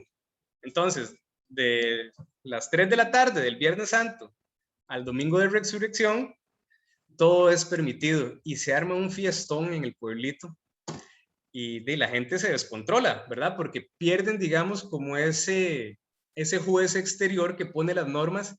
Entonces la gente desata, por decirlo así, sus impulsos. Es una idea curiosa que nos permite pensar dónde está el origen de la ética, de la moralidad. ¿Es externo o es interno? Un deontólogo diría, siempre es interno, ¿verdad? Siempre, ¿verdad? Y soy yo entonces el que tiene que velar por tener mejores normas, por cumplirlas, pero al fin y al cabo soy solamente yo, diría un deontólogo. Son como un poco solipsistas, ¿verdad? Lo que importa soy yo, la sociedad, claro, que tiene normas, etcétera, pero soy yo. Bueno, lo permitido y lo no permitido entonces es lo que importa. Cuando las cosas se permiten, dele, no hay problema. Con el tema de la infidelidad también, hay países donde la poligamia es permitida y las personas pueden tener 1, 2, 3, 4 esposas o esposos y no hay ningún problema. Legalmente incluso es permitido, ¿verdad? Se pueden casar y convivir, etcétera. Hasta hay reality shows sobre eso, ¿verdad? En Discovery, sí, bueno, en un canal de esos pasan. ¿Cómo es que se llama? Matrimonio en familia, una cosa así. He visto que hay un reality show sobre eso. No preciso el nombre, pero sé que existe. Entonces, dependiendo de las normas, vamos entonces a tener, digámoslo así, luz verde, autorización moral para cometer ciertas acciones o ciertas no, dependiendo también del grupo etario, ¿verdad? Comprar cigarrillos o comprar licor. En fin, muchas cosas que están normadas tienen que ver entonces con esto de la deontología. Otro aspecto importante es que los consecuencialistas, para darle un cierre moral a las acciones, ocupan esperar hasta el final, ¿verdad? Los consecuencialistas no saben si las mentiras son buenas o malas hasta que vean las consecuencias. Bueno, los deontólogos no tienen ese problema. Saben de antemano qué es bueno y qué es malo. Entonces, evitan y critican esto a los utilitaristas y le dicen, vean, es que usted tiene que esperarse a que las consecuencias terminen. ¿Cuándo van a terminar las consecuencias de esto? Pueden terminar en un día, en 2 días, en 15 años. No sabemos, ¿verdad? Las consecuencias pueden ser muy, muy, muy, muy extensas en el tiempo. Entonces, no me pide que yo me quede esperando mucho tiempo para saber si una mentira fue buena o fue mala. En fin, es un asunto que no tienen con el que lidiar los deontólogos, porque para ellos las acciones son buenas o son malas independientemente de las consecuencias, previo a las consecuencias. En esto, un poco lo que les señalaba antes, los deontólogos le dicen a los utilitaristas, ustedes pierden autonomía por estar pensando en la mayoría y sus actos no están marcados del todo por una decisión autónoma, sino que están marcados por lo que sería el bien de la mayoría. Entonces, es otra buena crítica que le hace la deontología al utilitarismo. Parece que se resguarda más la autonomía dentro de la deontología, pero se resguarda más el bien común dentro del utilitarismo, dentro de la teleología, el consecuencialismo. Ok, y bueno, un poco lo que les comentaba antes también, hay una distinción entre la intención, la omisión y lo que podríamos llamar también la previsión. Los deontólogos consideran que cuando una consideración deontológica se rompe, intencionalmente es un problema, pero cuando no existe la intención, pues ahí tal vez no hay tanto problema. Lo que importa aquí es saber si hay intención o no de actuar, ¿verdad? Entonces, al deontólogo le importan las razones, las intenciones, no las consecuencias. Aquí, pues bueno, un poco el ejemplo que dábamos antes. Dañar a una persona para salvar a 5 viola una exigencia deontológica, ¿verdad? Pero si no matamos a una persona para salvar a otras 5, ahí no estamos violando ninguna exigencia. Entonces, el punto es qué es permitido y qué no es permitido. Si se me permite entonces jalar una palanca, ahí está permitido. Pero si no se me permite empujar a una persona, aunque eso tenga una mejor consecuencia, mejor lo evito. ¿Okay? Algunas cosas complicadas, problemas potenciales o que están sin responder. Bueno, ¿qué tipos de cosas son malas y por qué las cosas malas son malas? Ahí por la página 298 tenemos una formulación para poder responder eso, pero en resumidas cuentas nos dice la lectura, bueno, son malas, entonces, para los deontólogos, todo aquello que tenga que ver con romper promesas y acuerdos, ¿verdad? En teoría, eso es como la confianza y el contractualismo, llamémoslo, de reconocimiento entre pares, entre humanos. Las promesas, si se hacen, es como para cumplirlas, ¿verdad? Entonces, voy a poner otro ejemplo amoroso. No prometan amor eterno cuando no van a dar amor eterno, ¿verdad? Es mejor no prometer amor eterno, ¿verdad? Un deontólogo diría, te amo hasta que me dure, ¿verdad? No sé si será eternamente. Voy a apagar la cámara porque mi internet dice que está fallando. Bueno, no romper promesas y acuerdos, ¿verdad? Obviamente no mentir y no matar. Las restricciones de la mentira y la muerte. Está también recomendado o formulado de manera negativa las prohibiciones, la equidad y la imparcialidad, ¿verdad? Y las prohibiciones de violar los derechos individuales. ¿Cuáles otras ideas importantes aparecen también en la lectura? Las acciones deberían estar orientadas, guiadas hacia eliminar el mal. Esto es un criterio un poco utilitarista. Vean que hay como un acercamiento aquí al utilitarismo. No está permitido respetar a cualquier ser humano como ser racional, por eso la mentira es mala, porque debemos darle a las personas la oportunidad de conocer y tomar decisiones como seres racionales, es decir, no les ocultemos la información. Y bueno, entonces, ¿qué es lo que hace que una acción sea mala? Las consecuencias que tiene, los motivos, las intenciones, la omisión de un acto, o un poquito de todo. Bueno, yo les decía antes, tengamos una postura ecléctica, agarremos lo mejor de cada enfoque. Las acciones han de estar guiadas hacia la eliminación del mal. Si nos hacemos eso a modo de pregunta, podríamos pensar que es una valoración consecuencialista, ¿verdad? Tenemos entonces que eliminar el mal. Eso suena a el bien de la mayoría, ¿verdad? Por transposición. Entonces, vean que el utilitarismo y la deontología en algún momento empiezan como a tener, digamos, como un punto de encuentro y uno dice, es que en el fondo lo que buscan es una mejor convivencia orientada al bien de la mayoría y al cumplimiento de las normas. O sea, no tiene por qué esto estar tan peleado entre sí, ¿verdad? Las teorías éticas no tienen por qué ser tan como la política, ¿verdad? O que soy de un partido, o soy de otro, o el fútbol, que soy liguista, o soy sapricista, ¿no? Aquí podemos hacer un poquito de mezcla. Y bueno, aquí algunas preguntillas, ¿verdad? ¿Qué es una mentira? ¿Por qué es considerada mala? Es lo mismo que ocultar la verdad. Es por ahí por la página 300 se encuentran las pistas de respuesta. Y bueno, lo que les decía en el transcurso de la clase, la mentira lo que pasa es que niega a la persona el estatuto de persona racional, libre, que puede tomar decisiones, que valora y que tiene una personalidad y que hay que respetarla en su humanidad y darle la información. Bueno, por eso cuando dicen lo de las personas, digamos, con alguna enfermedad terminal que uno le quiera ocultar o algo, yo no sé, si yo fuera esa persona, a mí me gustaría saber, ¿verdad? No me gustaría que me oculten, es como, puta, es mi vida, ¿verdad? O sea, soy yo, porque dígame las cosas, ¿verdad? Dígamelo con tacto y digamos, con calma y de una manera serena, pero no me nieguen información sobre algo tan importante sobre mí mismo, ¿verdad? Y bueno, aquí hay una pregunta importante, un señalamiento importante. ¿Cuándo puede un agente determinar cuándo está realmente prohibido un acto y cuándo no? Aquí hay cosillas que nos ponen a pensar que a veces las normas, las estructuras políticas o legales, un deontólogo no es un abogado, mejor dicho. No siempre la legalidad es sinónimo de lo correcto, ¿verdad? Y vean que el concepto aquí importante para los deontólogos no es lo legal, sino que es lo correcto. Entonces, no necesariamente lo legal es lo correcto.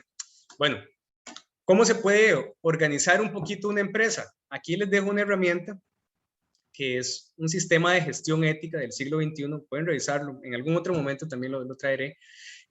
Este es interesante. También está la norma ISO 26000 sobre responsabilidad social empresarial, que bueno, eso lo veremos más adelante también en el curso, pero por aquí le pueden ir echando una ojeadita a esto. También les va a ayudar a estructurar dentro de una empresa cuál es el cumplimiento de las normas, de los deberes en diferentes aspectos, con los proveedores, con los consumidores, con los transportistas, los colaboradores en general de las compañías. Entonces, ¿cómo podemos determinar cuando cuando un acto es prohibido o permitido y cuando no? Mucho, claro, con las normativas, pero también mucho con criterios éticos, ¿verdad? Tratar a las personas con respeto, etcétera, etcétera. Y bueno, ya, finalmente, con esto voy cerrando, chiquillos. Dice la lectura, bueno, los deontólogos tratan de evitar el mal particular, el mal por sí mismos, está muy bien. Deben cumplir el deber, está muy bien. Pero después de evitar el mal y de cumplir el deber, queda todavía abierta un montón de cosas, de infinitud de opciones que los deontólogos deben positivamente realizar para ser mejores personas, para contribuir con el bien. Entonces, no solo se trata de evitar el mal y de cumplir las normas, eso es básico, ese es el punto de partida, dice la autora de esta lectura. Tenemos entonces que cumplir las normas, sí, tenemos que evitar el mal, sí, pero de ahí no se agota las acciones éticas, ese es el arranque, ¿verdad? Bueno, la deontología entonces asume que lo que nos convierte, en personas rectas es nuestro cumplimiento de la ley y solo ¿verdad? Este cumplimiento entonces, si usted cumple la ley, ya es una buena persona, según los deontólogos. Bueno, eso es una cuestión relativamente fácil, dice la autora. Hay que cumplir la ley y punto, ya, ¿verdad? Hay que cumplirlas. Hay razones también, como les decía, para rechazar esta imagen legalista de la moralidad. No solo es cumplir la ley. Aquí hay una crítica a la deontología y los deontólogos la conocen y la aceptan, ¿verdad? La ley, la legalidad política, jurídica, no necesariamente, insisto, es sinónimo de lo correcto. Entonces, los mismos deontólogos se hacen esta crítica y dicen, sí, hay cosas que la ley no está del todo bien, por eso entonces a veces se permite romper alguna de estas consideraciones deontológicas. Y bueno, algo importante también es, señala la lectura, que se debe rechazar toda imagen de la moralidad, de la ética, que se considere como un lastre externamente impuesto a nuestra vida. Es decir, la ética no es una imposición externa, sino que es una forma de la cual los seres humanos pueden determinar una mejor forma de comportarse, ¿verdad? No es algo externo, es algo interno, es lo que nos quiere decir. La moralidad no viene de afuera, tiene que venir de adentro. Y bueno, termino ya con esta cita, dice, si no podemos vivir nuestra vida de acuerdo con las exigencias del ámbito de lo correcto, al menos debemos reconocer que ese ámbito es más amplio de lo que han supuesto los deontólogos contemporáneos. Y termina haciéndoles una crítica al autor y diciendo, bueno, si no podemos vivir según lo correcto, reconozcamos que los deontólogos se han quedado cortos y que hay un montón de cosas más que son correctas, que todavía no están teorizadas y que debemos incluir entonces en esas normativas deontológicas porque nos estamos quedando cortos, nos faltan elementos, ¿verdad? Y bueno, yo quiero hacer un receso aquí, chiquillos, porque ya yo sé que aburre mucho escucharme. Entonces hagamos un receso y comentamos aquí un par de cosillas más que tengo después del receso. Si les parece, entonces, hagamos un receso de 15 minutos. Son las 10:05, volvemos a las 10:20. Y hacemos aquí un poquito de audiovisuales y comentamos el caso. ¿Está bien? Ok, profe. Sí. Profe. Ok, bueno, ya estamos en receso. Ahí está grabando. No queda ahí lo del Quijote, pero bueno. Les decía, esta imagen quizás no se ve tan bien, pero creo que se entiende. Básicamente es para recordarles, aquí el recordatorio, que la legalidad no es una guía para la moralidad. Claro que tiene que seguirse y, en fin, tenemos que tener, digamos, en mente las normas legales, pero puede que las leyes entonces no indiquen el camino correcto de la ética, ¿verdad? Por ejemplo, el holocausto fue legal, esconder a judíos era un crimen, la esclavitud fue legal, liberar esclavos era un crimen, la segregación fue legal y protestar por el racismo era un crimen. Las mujeres no pudieron votar hasta hace relativamente poco tiempo. No era legal para ellas hacerlo. Entonces, hay un montón de situaciones que podríamos ejemplificar acá, pero bueno, yo creo que estas valen. Aquí les puse algunos materiales audiovisuales. Esta definición de odontología es de los cortitos. Eso, pues, lo recomiendo, ¿verdad? Duran 1.5 minutos, no lo vamos a ver. Esta es otra forma otra versión del video del dilema del tranvía. Véanla también, se las recomiendo. Aquí más sobre deontología, ¿verdad? Lo que les comentaba antes sobre esto que se llama Crash Course Philosophy, sobre si debería Batman matar al Joker. Y bueno, aquí otras cosillas sobre deontología y los códigos deontológicos. No los voy a revisar. Quisiera que hagamos los dejo ahí para que ustedes exploren. Quisiera que hagamos una reflexión sobre algunas frases de este filósofo que es muy famoso, como deontólogo, Immanuel Kant, y en los cursos de ética pues siempre aparece. Y pues quisiera que me ayudaran a leerlos, chicos, chicas, por favor, son poquitas. Entonces, si alguien me ayuda, porfa, leerlas y las comentamos, obviamente. Entonces, rápidamente, no es algo en lo que quiera detenerme mucho, pero sí quisiera como señalar un par de ideas de estas frases famosas de Immanuel Kant. ¿Alguien me ayuda, por favor?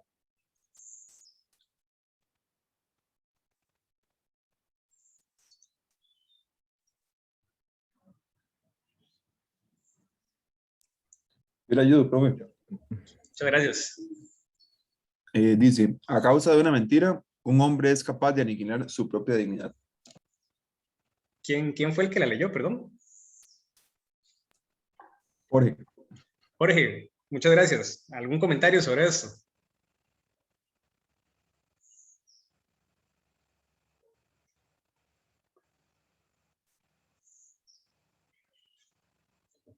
Jorge, dígame un número. Del 1 al 24. Un número. El 24, profe. 24. Wendy Zamora. Wendy, ¿cómo le va? ¿Podría darnos algún comentario sobre esta frase que leyó Jorge?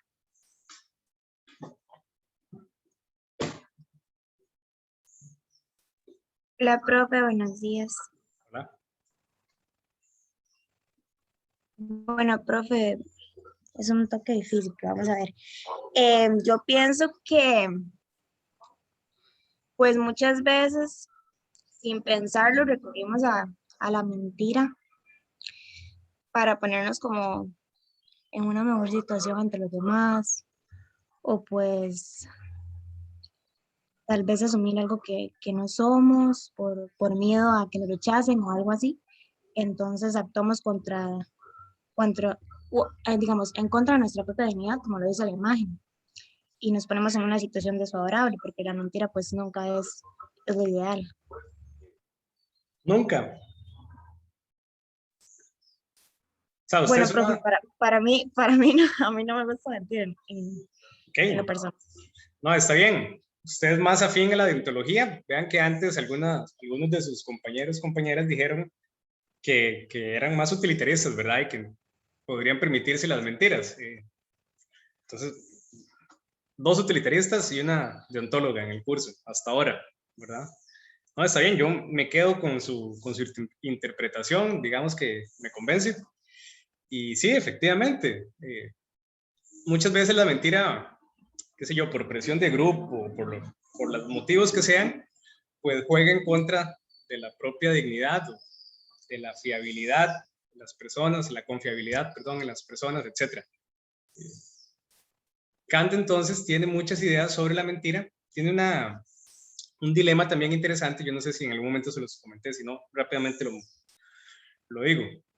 Imaginen que ustedes están en una esquina en Ciudad Quesada o en San José Centro, y ustedes están en la esquina, y digamos que aquí está la esquina, y ustedes ven que viene una persona corriendo, y viene corriendo, y dobla en la esquina, y se va corriendo rapidísimo, y ustedes ven todo, ¿verdad? La persona corriendo y todo. Bueno, 30 segundos después viene otra persona corriendo, con un arma, dice Kant, con un hacha, pongamos un machete, y viene corriendo, y se para en la esquina, y les preguntan, ¿a dónde se fue tal persona?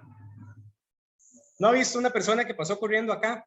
Y ustedes ven que esa persona viene persiguiendo, obviamente, al que acaban de ver, pero viene con un machete, un hacha, en el ejemplo de Kant.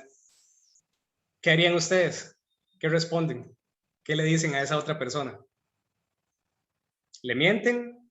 ¿Le dicen la verdad? Yo le digo la verdad, profe. Que se vaya, que lo persiga. Sí, sí, es que de ahí uno no sabe el contexto, tal vez esa persona que estaba huyendo era que, no sé, le robó algo, no sé, la verdad. Yo haría lo mismo, profe. Ok. Bueno, Kant dice, hay que decirle la verdad, porque primero, por lo que ustedes señalan, no tenemos el contexto. Segundo, dice Kant, las mentiras se deben evitar, son malas.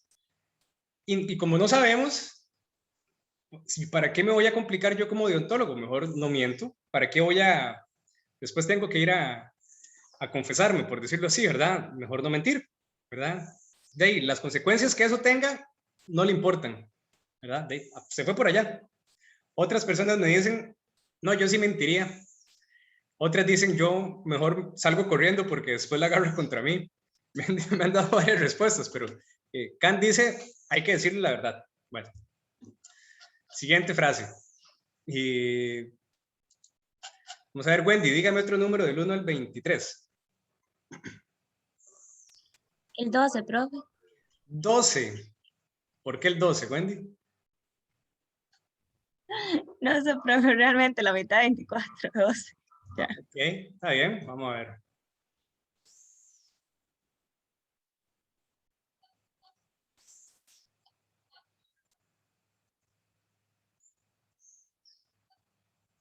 Jocelyn Oporta. Jocelyn, usted podría ayudar leyendo esto, si es tan amable. Bueno, dice, la felicidad no es un ideal de la razón, sino de la imaginación.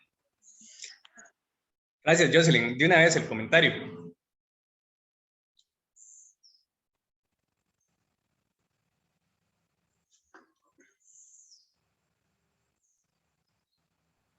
Ay, profe, a ver qué le digo.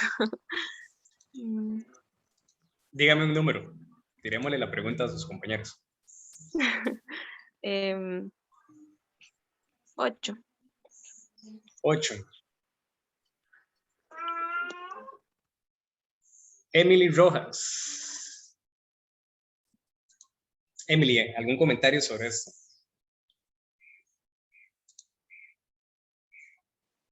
Profe, es que no sé cómo qué, a qué se refiere. Tal vez no entiendo bien. ¿Qué le hace pensar eso? No importa, pifela, batela.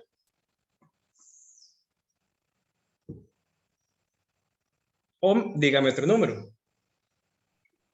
De ahí. El 7. ¿Por qué se quitan el tiro? Pueden batearlo. Es que no, lo que yo pienso es que tal vez uno, en las pequeñas cosas, uno se puede imaginar algo bonito, no sé.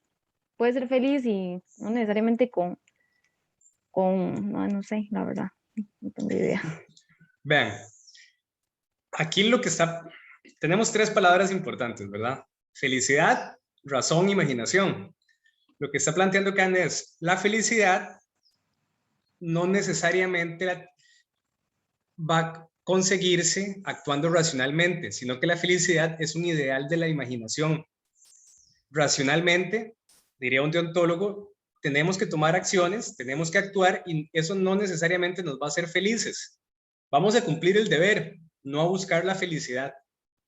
Entonces, lo que quiere plantear Kant con esto es que los seres humanos, más que estar orientados hacia la felicidad, estamos orientados hacia la razón y que la razón entonces nos obliga a cumplir con el deber. Que imaginamos cómo es la felicidad y que luchamos por la felicidad y todo esto sí, pero la felicidad entonces estaría más vinculada con la imaginación que con lo que racionalmente. Aquí hay más peso en la razón, en el deber. Entonces, es eso, no hay que complicarse, digamos, más allá con esto. Lo que nos está diciendo es, la felicidad tiene que ver más con la imaginación que con la razón. ¿Ok? Eso es.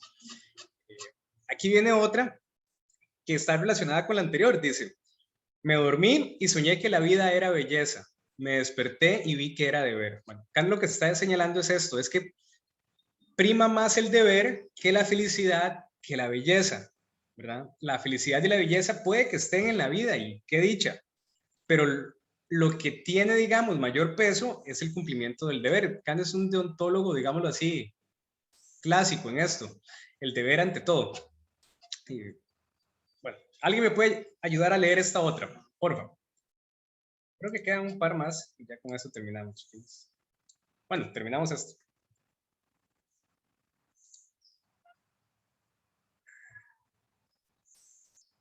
Fátima, ¿usted me puede ayudar a leer esto? Si es tan amable, Fátima.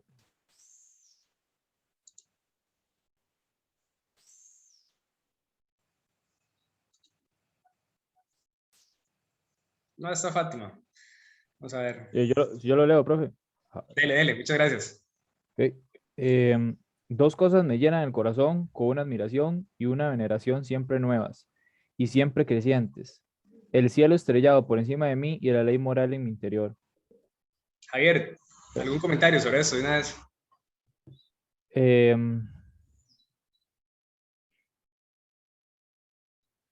La verdad no, profe, es que no o sea, no lo agarro como es que no es el sentido, porque su sentido sí tiene, pero es que no sé, profe, no sabría qué opinar sobre eso. Es que lo veo como un toque confuso, sí, no lo entiendo muy bien. Bueno, deme otro número, piénsenlo. El número 15, ya salió, no sé. 15, vamos a ver 15. Voy a contar de atrás, de abajo para arriba.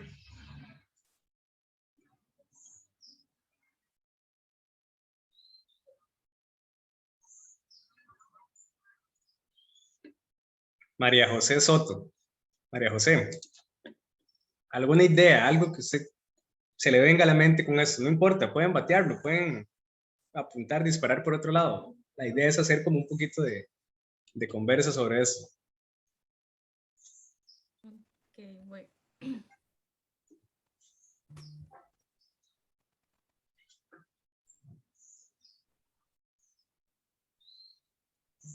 De ahí.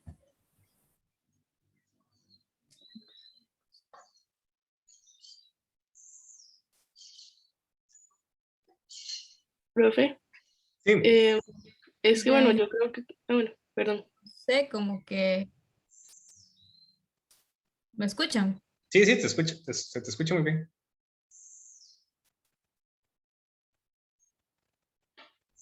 No sé, como que tal vez como que el cielo es como muy claro cuando está estrellado y como, o sea, no sé cómo decirlo. Entonces, no sé. Bueno, a mí me gusta mucho ver las estrellas y así. Y bueno, Okay. la ley moral es muy importante. Entonces son como cosas que llenan el corazón. Ok, sí, pero no gracias. sé, profe, la verdad. No, está bien, está muy bien, está muy complicado. bien. Vamos a ver. Yo creo que a todos nos gusta ver el cielo, ¿verdad? Nos da como una sensación de que es algo como muy... que lo deja uno, no sé, como... ¿Cuál es un buen calificativo?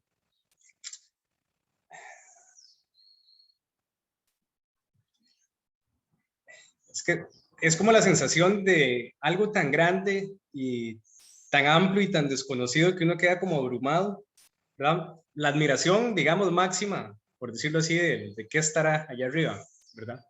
Pero creo que también, no sé si era Fiorella la que iba a hablar, o alguien más, perdón, no preciso el nombre, pero...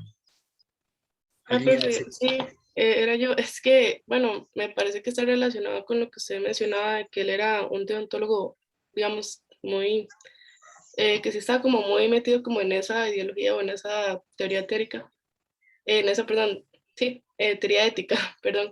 Y como él menciona que lo que lo hace más feliz o que le da veneración es la ley moral en mi interior, o sea, como que si él cumple como con lo que está bien moralmente, él va a estar bien y feliz. Y bueno, también la parte del ser sellado, que como se menciona, pues es algo que a todos nos hace felices, pero como esa parte de que si él está bien, como cumpliendo lo que dice la ley moral, él está bien y le da veneración y admiración. Sí, vamos a ver, él está aquí contraponiendo la inmensidad del universo exterior, es decir, esa cosa abierta tan grande encima de mí y este sentimiento moral tan grande y tan fuerte dentro de él. Entonces, es como decir, bueno, todo lo que está afuera y esta cosa que está dentro de uno. Y a lo que quiero llegar con esto es, ¿de dónde viene la moralidad, la ética? Bueno, por ejemplo, Ya hemos visto que la ética busca que sea autónoma, que venga del sí mismo. Bueno, esto es parte de lo que está aquí señalando Kant. Lo digo en modo de pregunta, ¿de dónde surge el deber? Uno dice, de las leyes de un país. Bueno, sí, pero esas leyes son externas y a ellos lo que les interesa es desde el sí mismo. Entonces, las leyes deberían venir por autonomía. Los seres humanos deberían entonces poder establecer sus normas. Claro, las normas legales, algunas personas dirán, no, yo esa norma no, pero bueno, hay que cumplirlas. El punto es que surge, lo digo de otra manera, si ustedes quieren, pueden romper las normas del país, las normas legales que existan, pero deberían en algún momento buscar cuáles son las normas de conducta que ustedes quieren para ustedes mismos. Me explico. El punto es señalar la importancia de eso que, un poco pensando en las de antes, que aunque uno quiera hacer otra cosa, hay que cumplir con el deber porque es lo correcto y es lo que hay que hacer, ¿verdad? Esa obligación que le surge a las personas, como el Quijote, valga la redundancia, el Quijote le dio esa loquera de que él quería salir al mundo a arreglar el mundo. Bueno, ¿de dónde viene esa cosa? Bueno, viene de la interioridad del sujeto, ¿verdad? Las normas exteriores, sí, marcan la cancha, pero el sujeto entonces tiene una fuerza interna ética que lo mueve, ¿verdad? Y a eso es lo que hace referencia Kant. Bueno, y la última, plantea, esto es parte del imperativo categórico, que en algún momento yo lo mencioné en la clase 2, me parece, finalizando la lectura de Peter Singer. Dice Kant, vive tu vida como si cada una de tus acciones fuera a convertirse en una ley universal. Acá lo que le interesa es universalizar las acciones. Esto también tiene muchas críticas y no las vamos a examinar del todo, pero la idea es que las acciones sean válidas para todos, ¿verdad? Para que puedan convertirse en deberes. Entonces, por aquí va esta última frase. Sobre Kant hay muchas anécdotas interesantes. Es un filósofo muy, muy famoso. Y les cuento un par nada más. Kant vivió toda su vida en la misma ciudad, que en su momento era parte del imperio prusiano, que se llamó Königsberg. Y actualmente es parte de Rusia. Él es considerado el padre del idealismo alemán, es decir, de los filósofos alemanes, pero hoy sería ruso. Y la ciudad se llama Kaliningrado y fue sede de unos partidos en el Mundial de Rusia, por aquello que si lo recuerdan. Es una mega ciudad, o sea, no es un pueblillo, ¿verdad? Y curiosamente, Kant tenía una rutina como muy marcada, ¿verdad? Tenía el día muy, muy esquematizado, digamos, un cronograma, y lo seguía muy correctamente. Entonces hay una avenida donde él solía pasar después de que almorzaba, ¿verdad? Y pasaba como a la misma hora, como a las 3:30, dicen la chismografía filosófica. Entonces él conoce como la avenida del filósofo, porque por ahí pasaba Immanuel Kant. En fin, hay muchas anécdotas por ahí que no les voy a contar, porque es como la vida privada de los filósofos. Pero bueno, dejémoslo por ahí y veamos el caso, que hoy quiero dedicarle un ratito más a esto del caso. La semana pasada hablábamos, bueno, y empezábamos esta también hablando de temas ambientales. Bueno, tenemos normas ambientales que las podemos interpretar con toda esta discusión que hacíamos sobre deontología. Y antes de esto, nada más para no olvidarlo, los conceptillos importantes. Bueno, obviamente el concepto de deontología, ¿verdad? Para la bitácora. También pueden poner teorías teleológicas o deontología es lo mismo que teorías deontológicas, ¿verdad? Entonces no pongan deontología y teorías deontológicas, es lo mismo. Pero sí pueden poner teorías teleológicas. Pueden usar conceptos correcto o bien, ¿verdad? Esos conceptillos. Consideraciones deontológicas, ya lo había dicho. Lo permitido, lo no permitido, no son idénticos a lo correcto, pero bueno, es prácticamente lo mismo. Creo que con esos pueden hacer la bitácora. Me parece que en esta les pedí 3 conceptos, si no me equivoco. Bueno, ya, antes de que se me olvidara eso. Con el caso, les decía entonces, estábamos hablando de temas ambientales. Y existe este caso, que yo le puse así, prohibición de uso de bromacil en Costa Rica, que tiene que ver con la importación de este agroquímico que está prohibido y que llegó a aduanas. Entonces es una situación como particular porque se importan cosas que están prohibidas, ¿verdad? Parece que hay una intencionalidad directa de romper una norma ambiental de que está prohibido esta cosa aquí en el país y por qué entonces se está importando, ¿verdad? Este caso se las trae, yo quiero dedicarle un ratito, quiero que ustedes lo revisen, entonces pues quisiera darles, no sé, unos 10 minutos para que revisen esta información, que lean un poquito, que se informen y que comentemos cómo podríamos interpretar esto de la prohibición del bromacil, y con eso terminamos la clase. Entonces, chiquillos, 10 minutos. Yo no sé si alguien lo ha visto, si alguien conoce este caso. Si no, 10 minutos para que ingresen a los enlaces, para que tengan, digamos, algún tipo de información, de conocimiento. Bueno, si quieren yo los puedo ir abriendo y los vamos comentando, pero la idea es que ustedes los exploren y después los comentemos. Entonces, 10 minutos, 10:45, a las 10:55, pues volvemos entonces a la plenaria final ya del curso para verlo como ir haciendo ya el análisis del caso. Hoy solo tenemos este caso, ¿verdad? Esta semana todos van a analizar este caso. Entonces, démosle 10 minutos para que cada uno revise y venimos aquí a comentar y aportamos entonces ideas para que después todos aprovechen en la bitácora y ya tengan ahí una discusión previa. Entonces, bueno, 10:56 para que empiecen a correr los 10 minutos desde ya. Yo me voy a quedar aquí si alguien tiene preguntas, comentarios, si no, son 10 minutos para que ustedes revisen esto, ¿ok? Pero yo voy a estar aquí por cualquier cosa que quieran preguntar.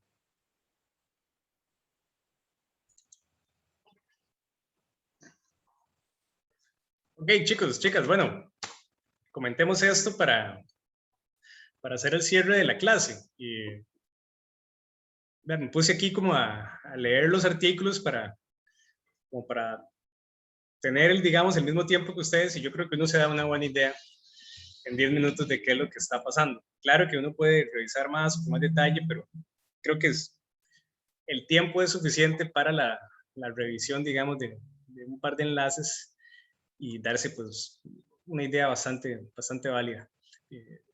Como pudieron ver acá, pues lo que hay es una situación como que se va enredando. Primero porque, bueno, parece que una empresa, AgriCenter, voy a compartirles por aquí, abrir los enlaces. ¿Están viendo los enlaces? Sí, están viendo el documento. El documento, profe. Okay. Ahora sí están viendo los enlaces. Sí, profe, ahora sí. Ok, bueno, les decía que es algo como que se va enredando porque esta empresa, AgriCenter, entonces intenta importar un producto prohibido en el país, bromacil, pero lo quiere camuflar con otro producto. Entonces hacen la declaración de aduana mal, digamos, a propósito, y pues no declaran entonces 168 bultos, aproximadamente 4.200 kilos de bromacil. Se trató de hacer pasar por ametrina, ¿verdad? Que debe ser otro producto que no está prohibido, entonces, pues, bueno, no hay problema. Recuerden que aquí el problema es con las prohibiciones. Bueno, si eso está prohibido, los deontólogos dirían, entonces no, del todo no. Bueno, está bien. Lo tratan de hacer pasar.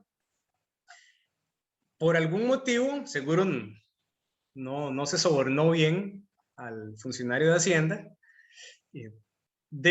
Se detecta el error en la declaración y esto porque se aplica, digamos, un decreto ejecutivo que se da, por decirlo de esta manera, unos días antes de que el producto llegue a aduanas.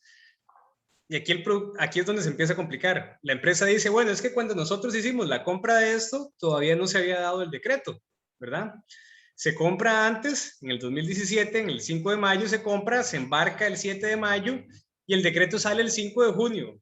La empresa dice, yo hice una compra en regla en ese momento no había ninguna prohibición. El problema es cuando llega a aduanas. Pero entonces cuando llega a aduanas, ahí se empiezan como a romper las reglas, porque entonces ya no se declara como el producto que originalmente se compró, sino que se quiere hacer pasar por otro producto, entonces ya hay como un interés como de meterlo por meterlo, ¿verdad? Aún y cuando ya entonces está la prohibición. El punto aquí es que ya está la prohibición y ahora lo quieren meter hacerlo pasar por otro producto. Bueno, está bien. No lo logran. Entonces ahora la torta es, ¿qué hacer con ese producto? Bueno, la empresa entonces quiere reexportarlo. Y parece que el servicio sanitario del Estado entonces lo que quiere es destruirlo. La empresa dice, hey, si lo destruyen yo voy a tener una pérdida económica, déjenme entonces enviarlo para otro lado. Con lo cual uno piensa, bueno, en otro lado donde sea permitido no habría ningún problema legal, ¿no? Pero siempre habría un problema ambiental, ¿verdad? El caso es un poco más serio porque aunque esté prohibido desde el 2017, el bromacil pues se sigue usando. Y uno dice, pero si está prohibido, entonces ¿cómo ingresa al país? Bueno, probablemente con algunos de estos mecanismos. Esto es como los contenedores con coca, ¿verdad? Agarran un contenedor, pero hay otros que pasan. Y he escuchado también que muchas veces los traen por tierra, estos agroquímicos prohibidos, dígase de Nicaragua, y lo pasan la frontera como que muy fácil, ¿verdad? Al punto de que, bueno, aquí en la zona norte, varias asadas han salido, digamos, contaminadas con bromacil y se vuelve un problema mucho más serio porque las autoridades competentes que hicieron las investigaciones no alertaron. Entonces es como, sabemos que algo que no debería estar pasando está pasando, pero no estamos dando la información a tiempo. Situación mucho más seria, ¿verdad? Entonces, a nivel ambiental, pues, afectación al recurso hídrico, a las formas de vida que hacen uso de ese recurso hídrico. A nivel administrativo se quiere violentar pues, las normas, dígase aduaneras, dígase las normas ambientales que prohíben el uso de este producto. Entonces como que se juntan todo y se empieza como a armar un caso con varios caminos. Por un lado, la actuación de la empresa de que está bien, puede que lo hayan comprado antes de la prohibición, pero ya después lo quieren meter camuflado, digamos, como otra mercancía. Por ende, entonces lo querían usar, aún y cuando estuviera prohibido. Y bueno, por ahí va como las generalidades del caso. Yo quisiera escucharlos. ¿Qué interpretación le dan ustedes a esto en relación con la deontología? ¿Sabían algo de este caso? ¿Alguien vive en alguna de estas comunidades? ¿Han escuchado algo? Yo sé que no todos son de San Carlos, pero bueno, no sé si los que son de San Carlos o los que no han escuchado esto del bromacil. En mi caso no, profe.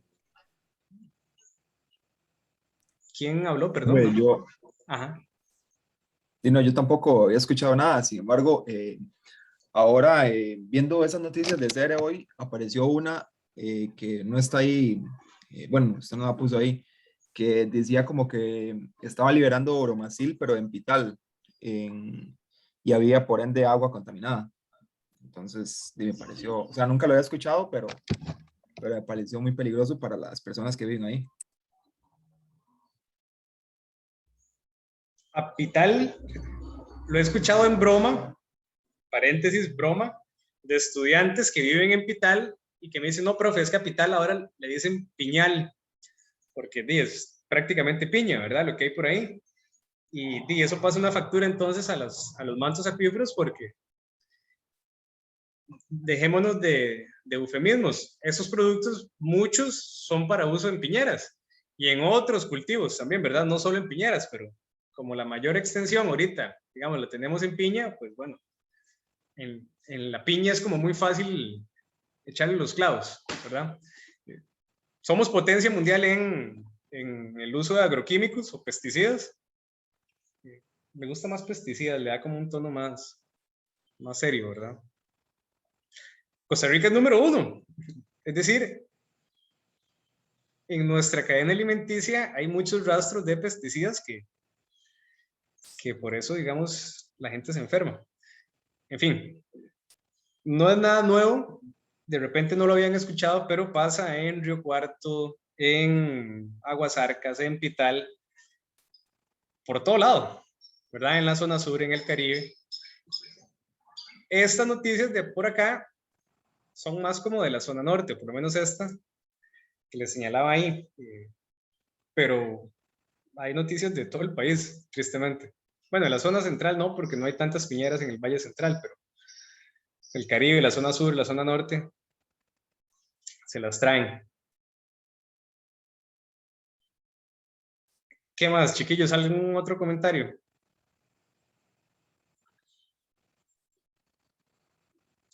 Jorge, dígame otro número. Número, profe. Puede ser el 17. Ok, está bien, el 17. Dígame un nombre también. Nombre, Javier Zúñiga, profe. Ok, entonces, Sebastián y Javier, convocados.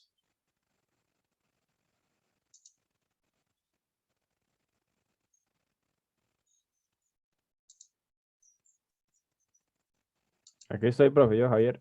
Javier, bueno, véalo así, Javier. La próxima semana le pregunto a usted y usted le tira la pelota a Jorge otra vez. Sí, sí, sí. No, claro. No, profe, ¿cómo así? Ya lo tengo en mente. Comentario, Javier. Sobre esto, profe, lo de Sí, sí, las sobre el caso. piñeras y todo esto. Sobre el caso del bromacil. Ah, ok. De profe, yo creo que este caso se da en gran medida y más que todo, como usted lo comentaba, que Costa Rica es el número uno en esto de la exportación y del cultivo de piña, todo esto. De ahí, no se puede decir que este cultivo de piña es totalmente, ¿cómo le digo? Ecológico, por decirlo así. Sí se usan pues diferentes químicos, agroquímicos, digamos, igual que están prohibidos, pero de ahí, yo creo que a esta gente ni siquiera le importa. También, profe, quería comentar que ya relacionado a un caso de la semana pasada, creo que era algo de explotación laboral en las piñeras de la zona norte, algo así creo que era. También en ese artículo hablaba sobre la contaminación que daban las piñeras y todo esto y que no se está todo, o sea, completamente a lo contrario de la ética ambiental. Pero sí, profe, eso es más o menos lo que yo opino. No, está bien, gracias. Sí, aquí no hay, vamos, el tema del bromacil es un tema ambiental particular, pero tenemos aquí entonces violaciones a otras normas, por ejemplo, de derecho laboral y salud ocupacional, podríamos decirlo así, ¿verdad? Entonces, no es solo el tema ambiental, sino también el tema laboral, ¿verdad? Asociado a la piña. Pero en general, Costa Rica no somos el número uno en exportación de piña, pero sí en aplicación de agroquímicos, ¿verdad? No sé si por territorio, si porcentualmente, de repente sí somos número uno en piña, pero como somos chiquititos, yo creo que Colombia exporta más que nosotros. En fin, el asunto es que estamos hasta la piña y tenemos una factura ecológica y laboral pues bastante elevada por esto. Vean entonces lo que señalaba la lectura. Hay que cumplir las normas, pero ese es solo el principio, ¿verdad? Cumplir las normas es la primera parte, digamos que la parte más fácil incluso. Después de ahí hay que hacer otro montón de acciones, hay que proponer más y veamos que muchas veces ni siquiera llegamos como a cumplir las normas. Entonces, ni siquiera estamos cumpliendo las normas y todavía nos falta un montón más que mejorar. Entonces, pues tenemos mucho trabajo que hacer y ustedes como administradores pues tienen que contribuir en esto, ¿verdad? Empezando por cumplir las normas y segundo por, de ahí en adelante, hacer todo lo mejor posible. Sebastián, no se me ha olvidado. También. Sí, profe. Dale, Bueno, dale. yo vivo aquí en la zona de Pital y efectivamente, si mal no recuerdo, hubieron unos casos de aquí de Veracruz, que está la pura parte de Pital, que sí hubo como un desecho de químicos a un río y una contaminación ahí un poco grande y teníamos que de Pital darles agua a los otros pueblos porque la de ellos está contaminada básicamente. Entonces, esto es algo muy preocupante porque si se siguen haciendo cosas así, y van a terminar contaminando el agua de todos lados y al final no van a poder tener agua potable en ninguna parte. También este caso se me parece mucho al de la semana pasada, al de Volkswagen, que lo que hacían era que, ¿cómo se llama?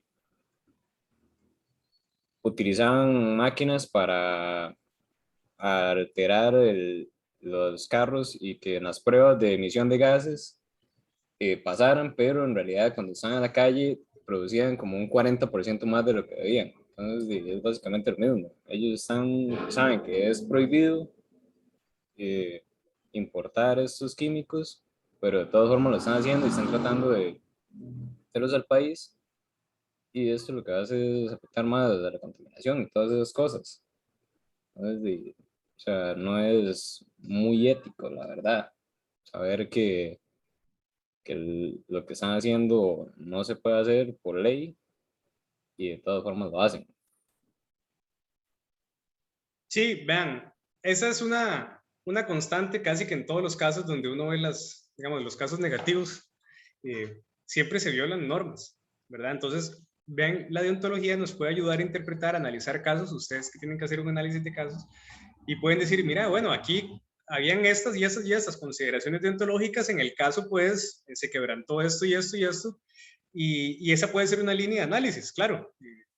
También, pues, ampliarlo, ¿verdad? O sea, aquí estamos hablando meramente del bromacil, ¿verdad? Pero como señalaban también, podemos entonces señalar temas laborales, podemos hacer el panorama un poquito más amplio y ver que no solo es, que hay como un encadenamiento en la violación a determinadas normas, dígase en un sector agro o en un sector productivo como Volkswagen que vos señalás.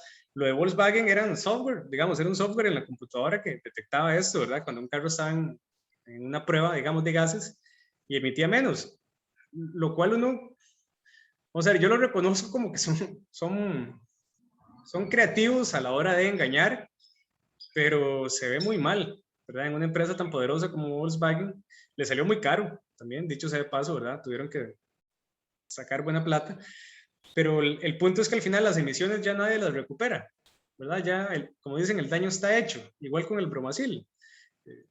Ya la torta está hecha y sigue, ¿verdad? Que es lo peor. En fin. Sebastián, dígame un nombre más.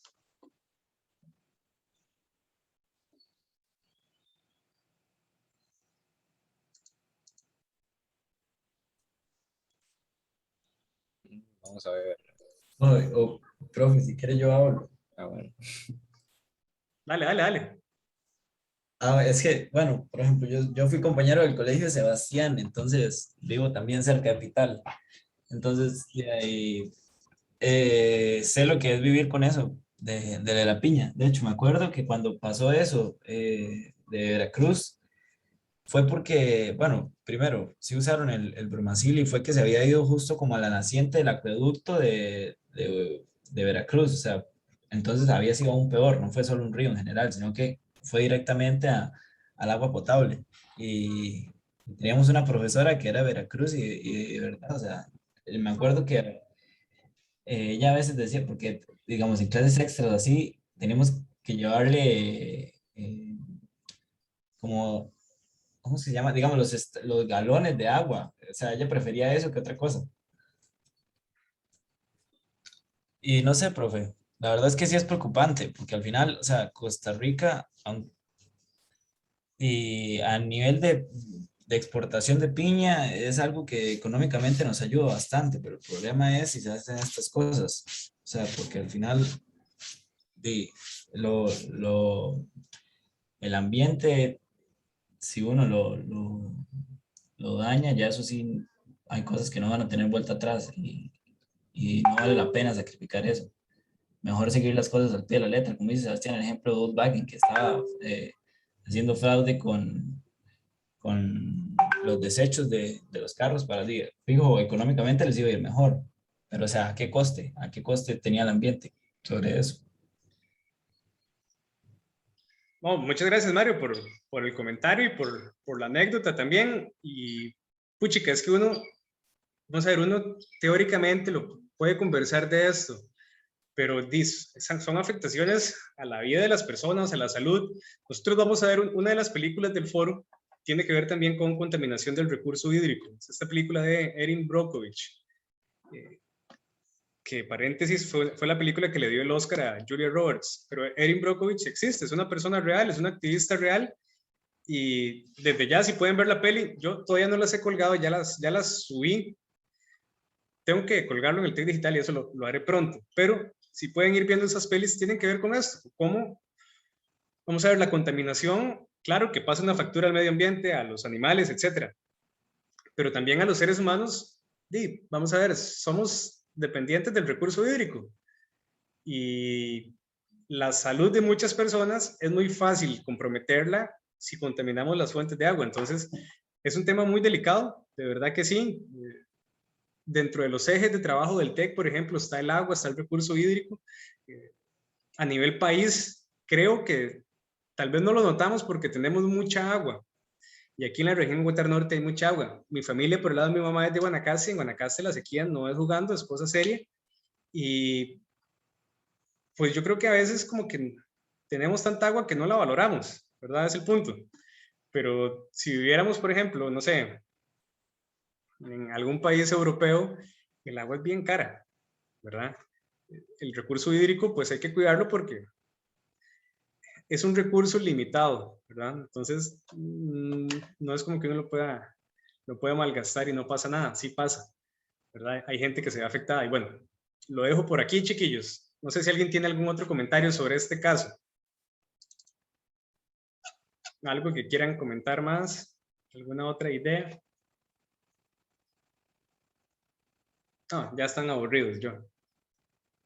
Ya, ¿verdad? Ya, suficiente.